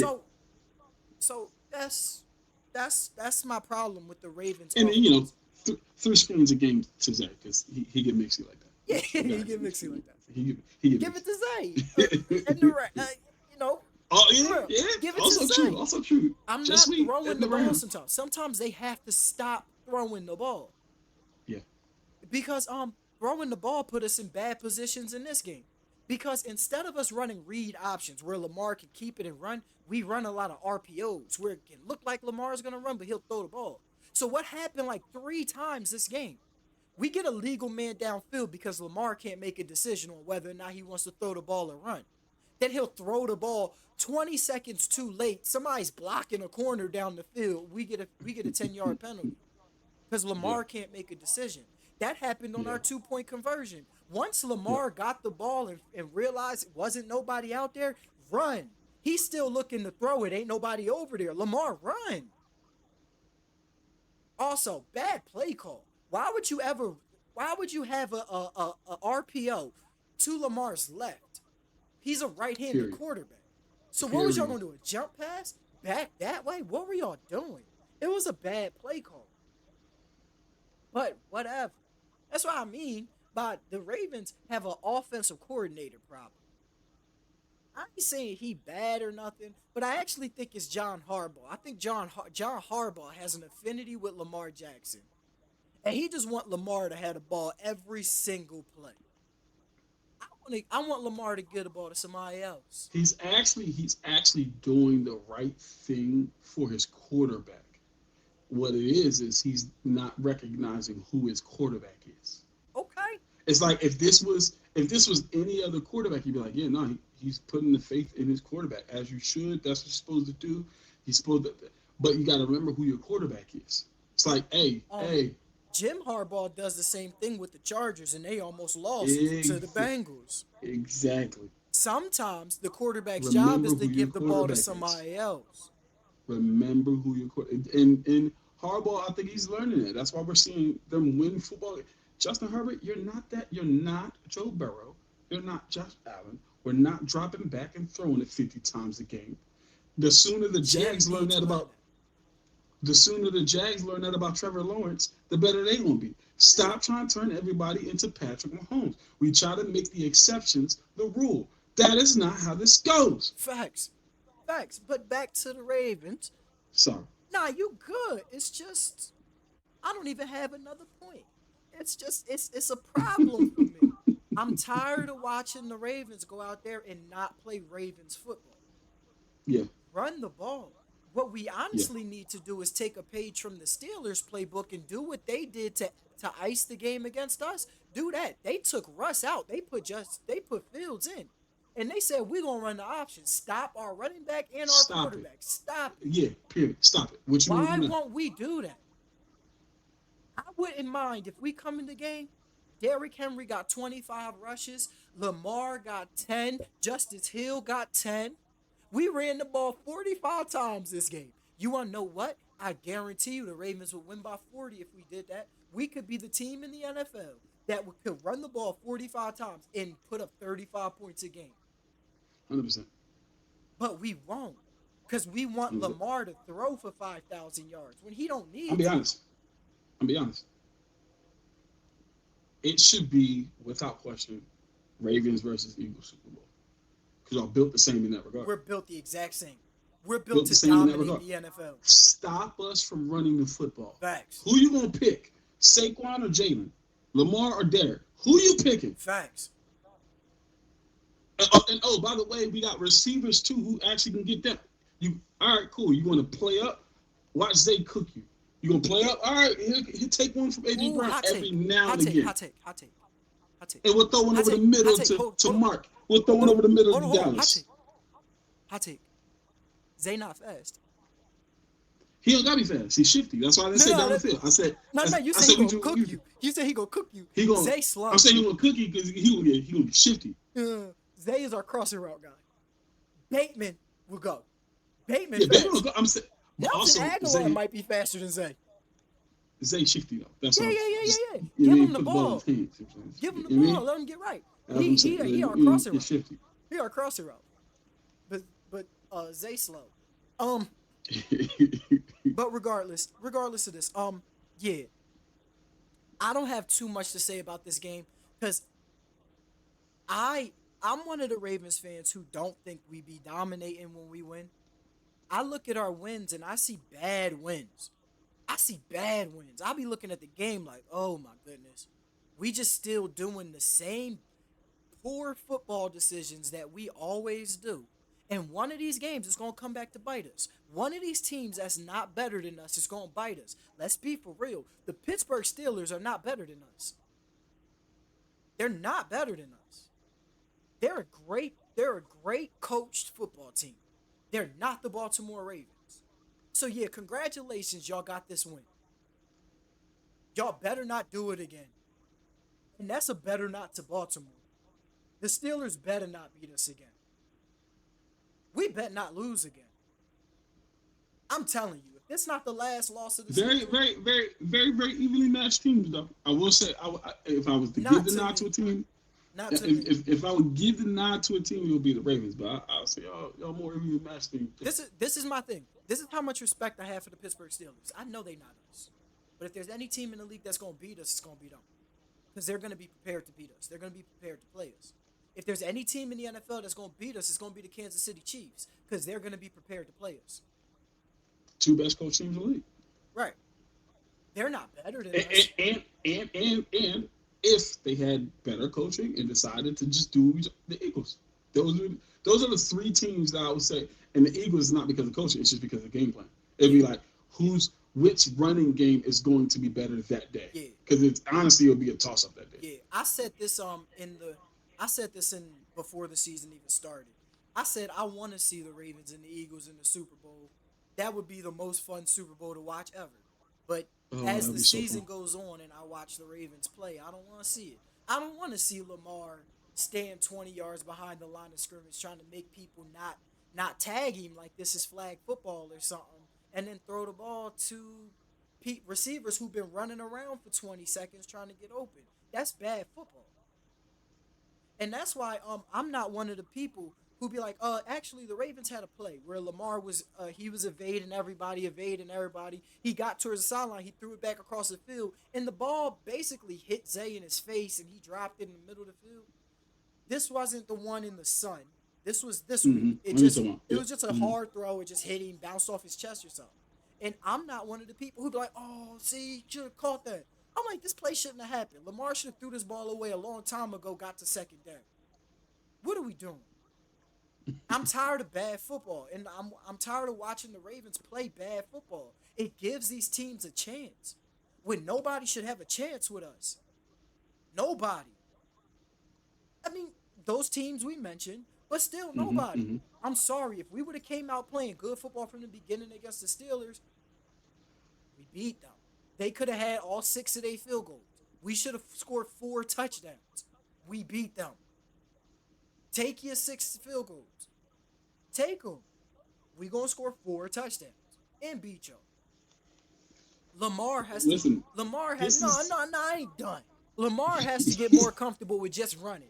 Run. That's what you good at. Run. Stop this is a calling all these case of pass plays. Run the ball. what in the world? Run the ball. I'm tired of watching these games and saying, "Run the ball, Baltimore. Run the ball, Baltimore. Run the ball, Baltimore. Run the ball. Run the ball. Baltimore, please. Run the ball. Damn. Go ahead, bro. These coaches and offensive coordinators grew up playing Madden. Yeah, they are generation. They are age. That's what it is. It's like, in the league probably hitting in the earpiece. Hey, yeah, we don't want to see 13-10 scores anymore. So need you to hurry up and throw it like 8 times in a row, because we want to see highlights. Yeah, yeah, yeah. Okay, yeah. If you don't, we'll fire you. But it's okay. All right, call you later. Like, that's what's happening right now. That's what we're seeing in the NFL.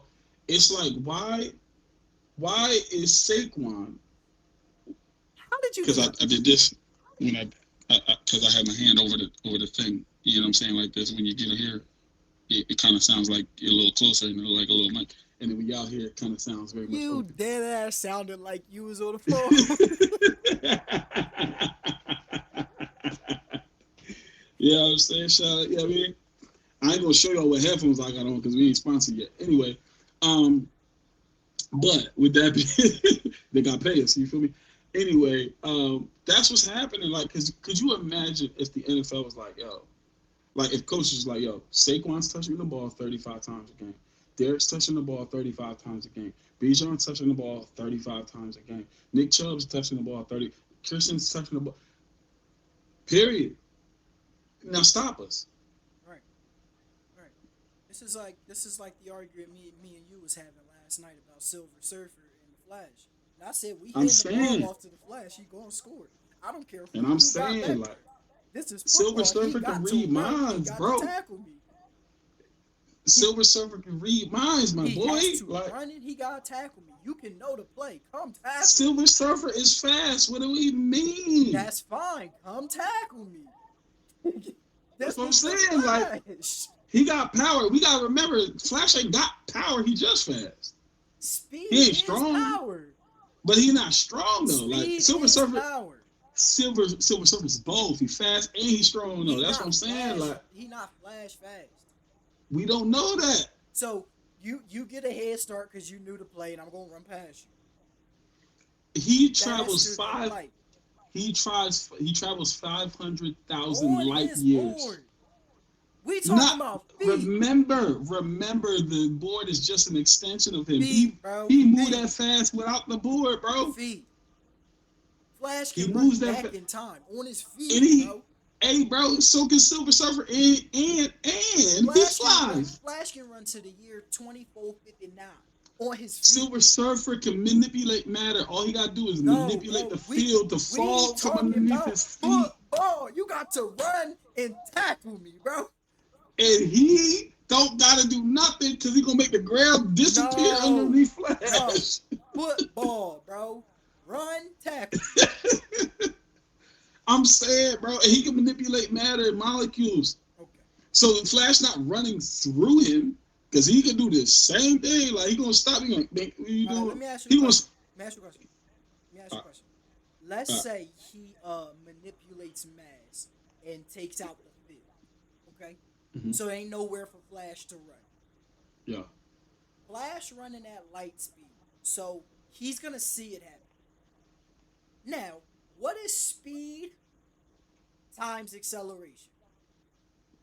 Force. Oh, Now, okay. what is speed times height? Flight. So what happens with speed? When Flash is running, you take out the ground and he jump. I'm just gonna jump. Flash gonna land in the end zone, bro. I'm going Flash gonna score. You understand? He not going to do that because Flash gonna score. as soon as he gets the thought to jump, Silver's like, saw it coming, Flash gonna score, bro. saw it coming.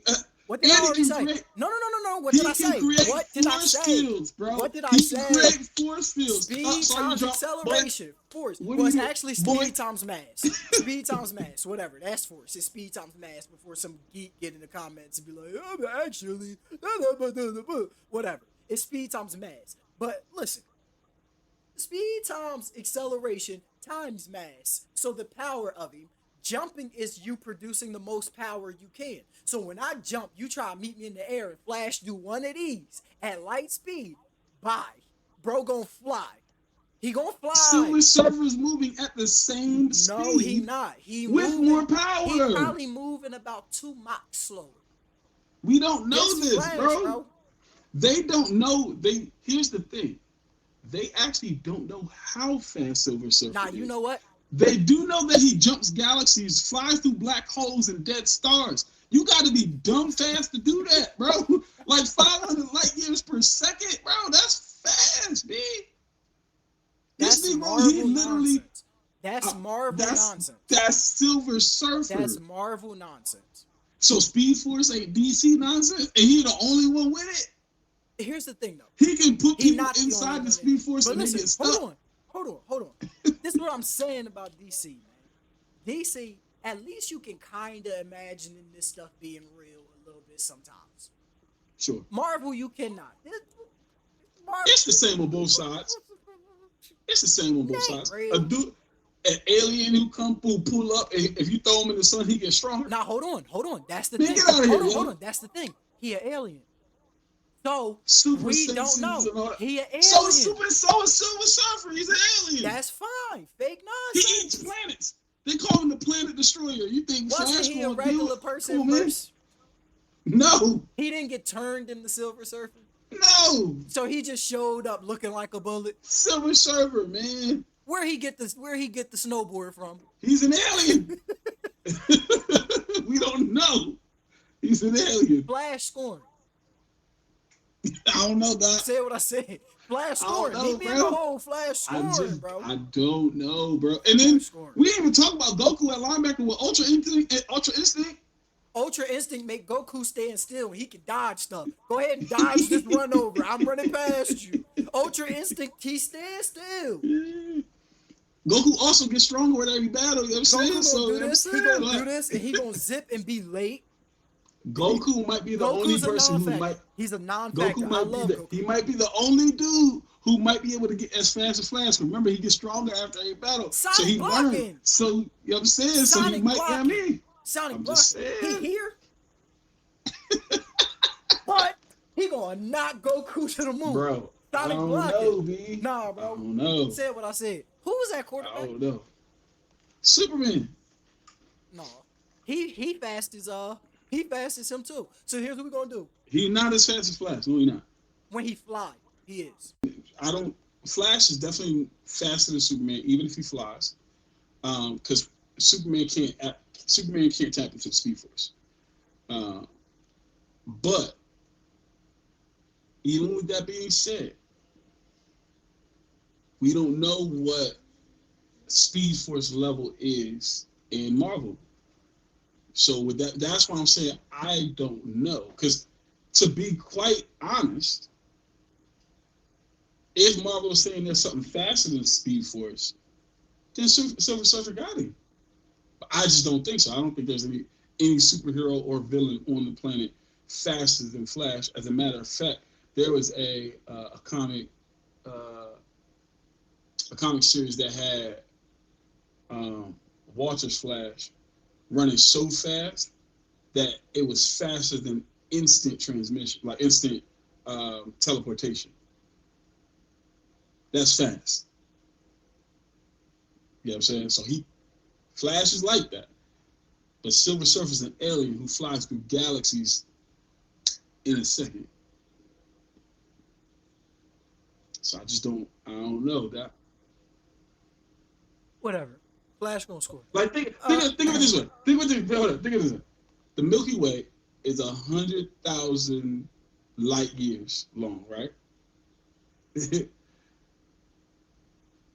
And no, excuse me, no, it's more than that. I can't remember. But basically, it would take a Silver Surfer 5 seconds to cross the Milky Way. 5 seconds to cross an entire galaxy, my boy. You know what I'm saying? Like, but then you compare it to Flash, you save 500,000 people in 0.00001 seconds. Like they fast, bro. I don't know, bro. I don't know.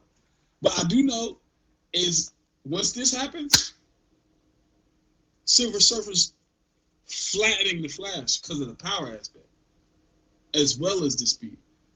Like he actually strong. Like Flash not taking a punch from the Hulk. Like if the Hulk can catch him, like he not taking a punch from the Hulk.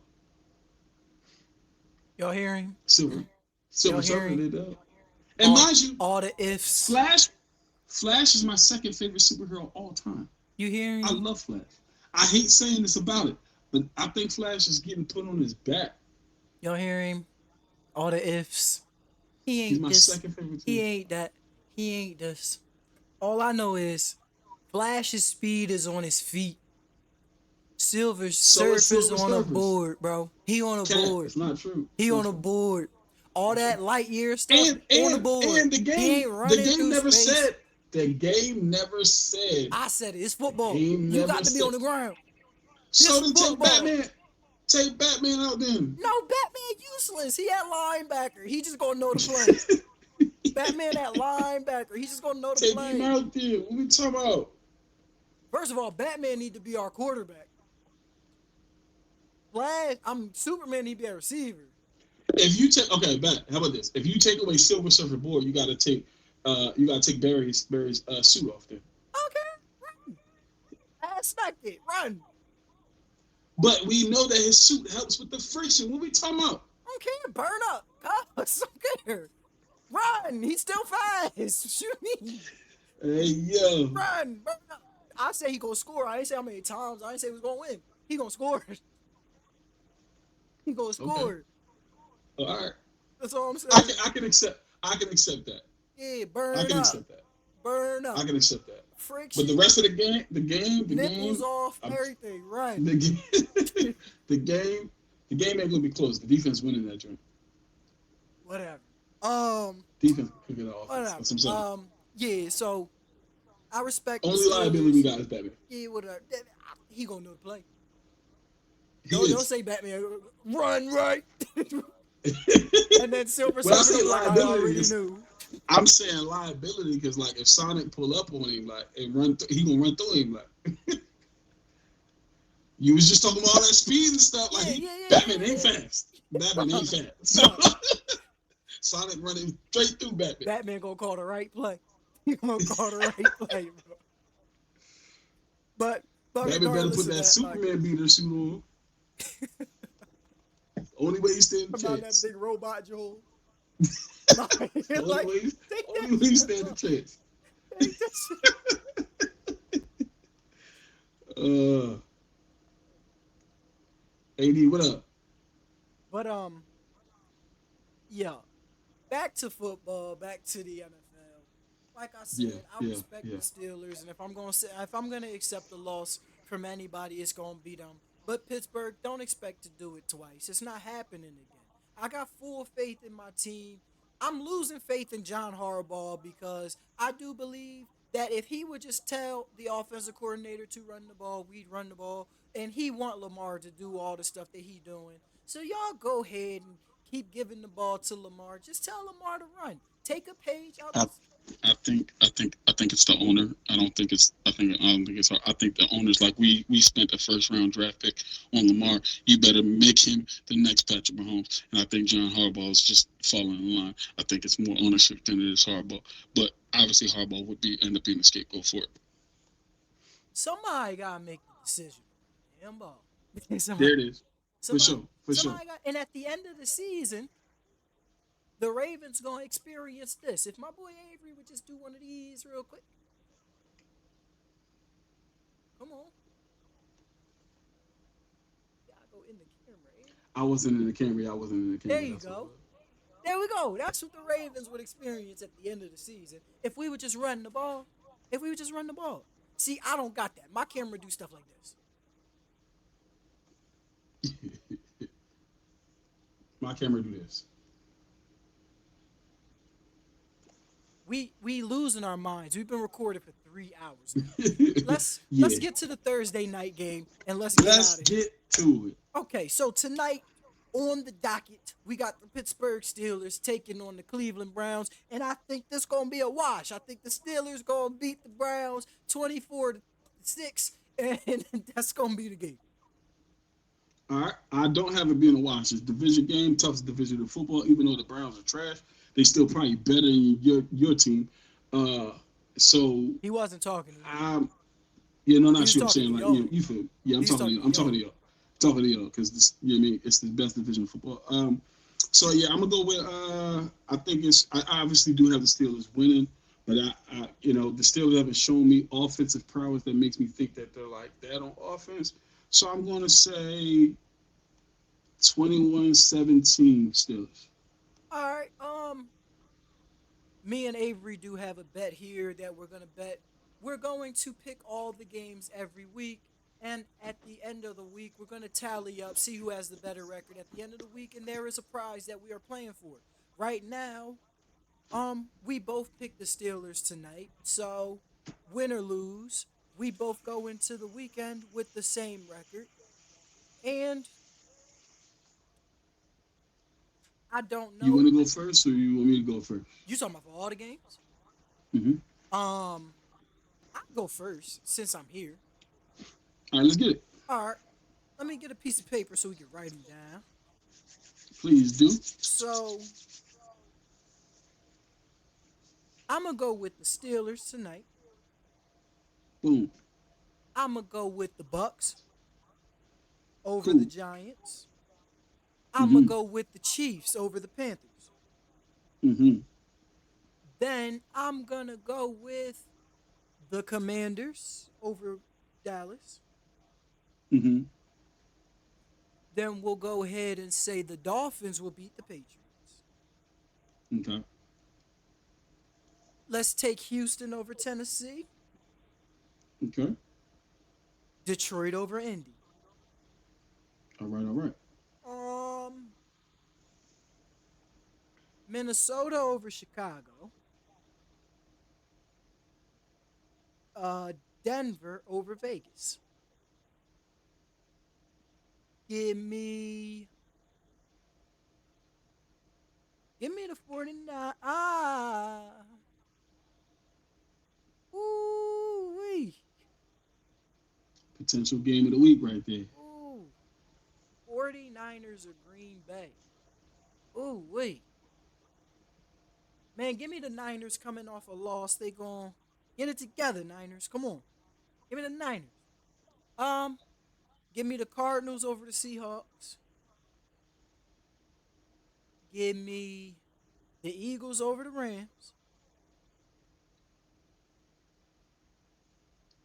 And give me John Harbaugh over Jim. Let's go, Baltimore. All right. All right. Well, we pretty close there. Again, I got the Steelers over the Browns. Tonight, I got the Bucks over the Giants. I got the Chiefs over the Panthers. AD, what up? I got the Commanders over the Cowboys. I actually think the Patriots are going to upset the Dolphins, but I'm going to pick the Dolphins over the Patriots. Trash. Pick the Pats, punk. Nah, I'm going to get the Dolphins over the Patriots. Give me the Texans over the Titans. Give me the Lions over the Colts. I think Vikings Bears going to be very competitive, but give me the Vikings over the Bears. Give me the Broncos over the Raiders. Give me the Packers over the 49ers. Yeah, give me the Packers over the 49ers. Give me. Mm, mm, give me the Seahawks over the Cards. There we go. There we Give go. me Eagles over the Rams. Mm, mm.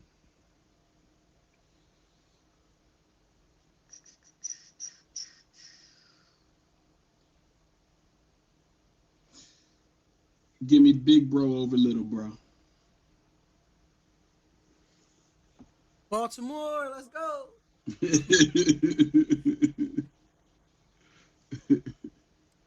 And that's it. All right, so me and Avery, we differ on two games. So at the end of this week, we will have a champion. Someone will be holding the title. And that's all we got for you today. That was the Hudson Hikes. For everyone who watched the show, we appreciate you. If you enjoyed the show, give the show a like, subscribe to the channel, and share it with your friends. That wasn't what he was going for. Aye, ow. There it is. And us here at the Hudson Hikes, it's all love. Tell someone you love them. Goodbye.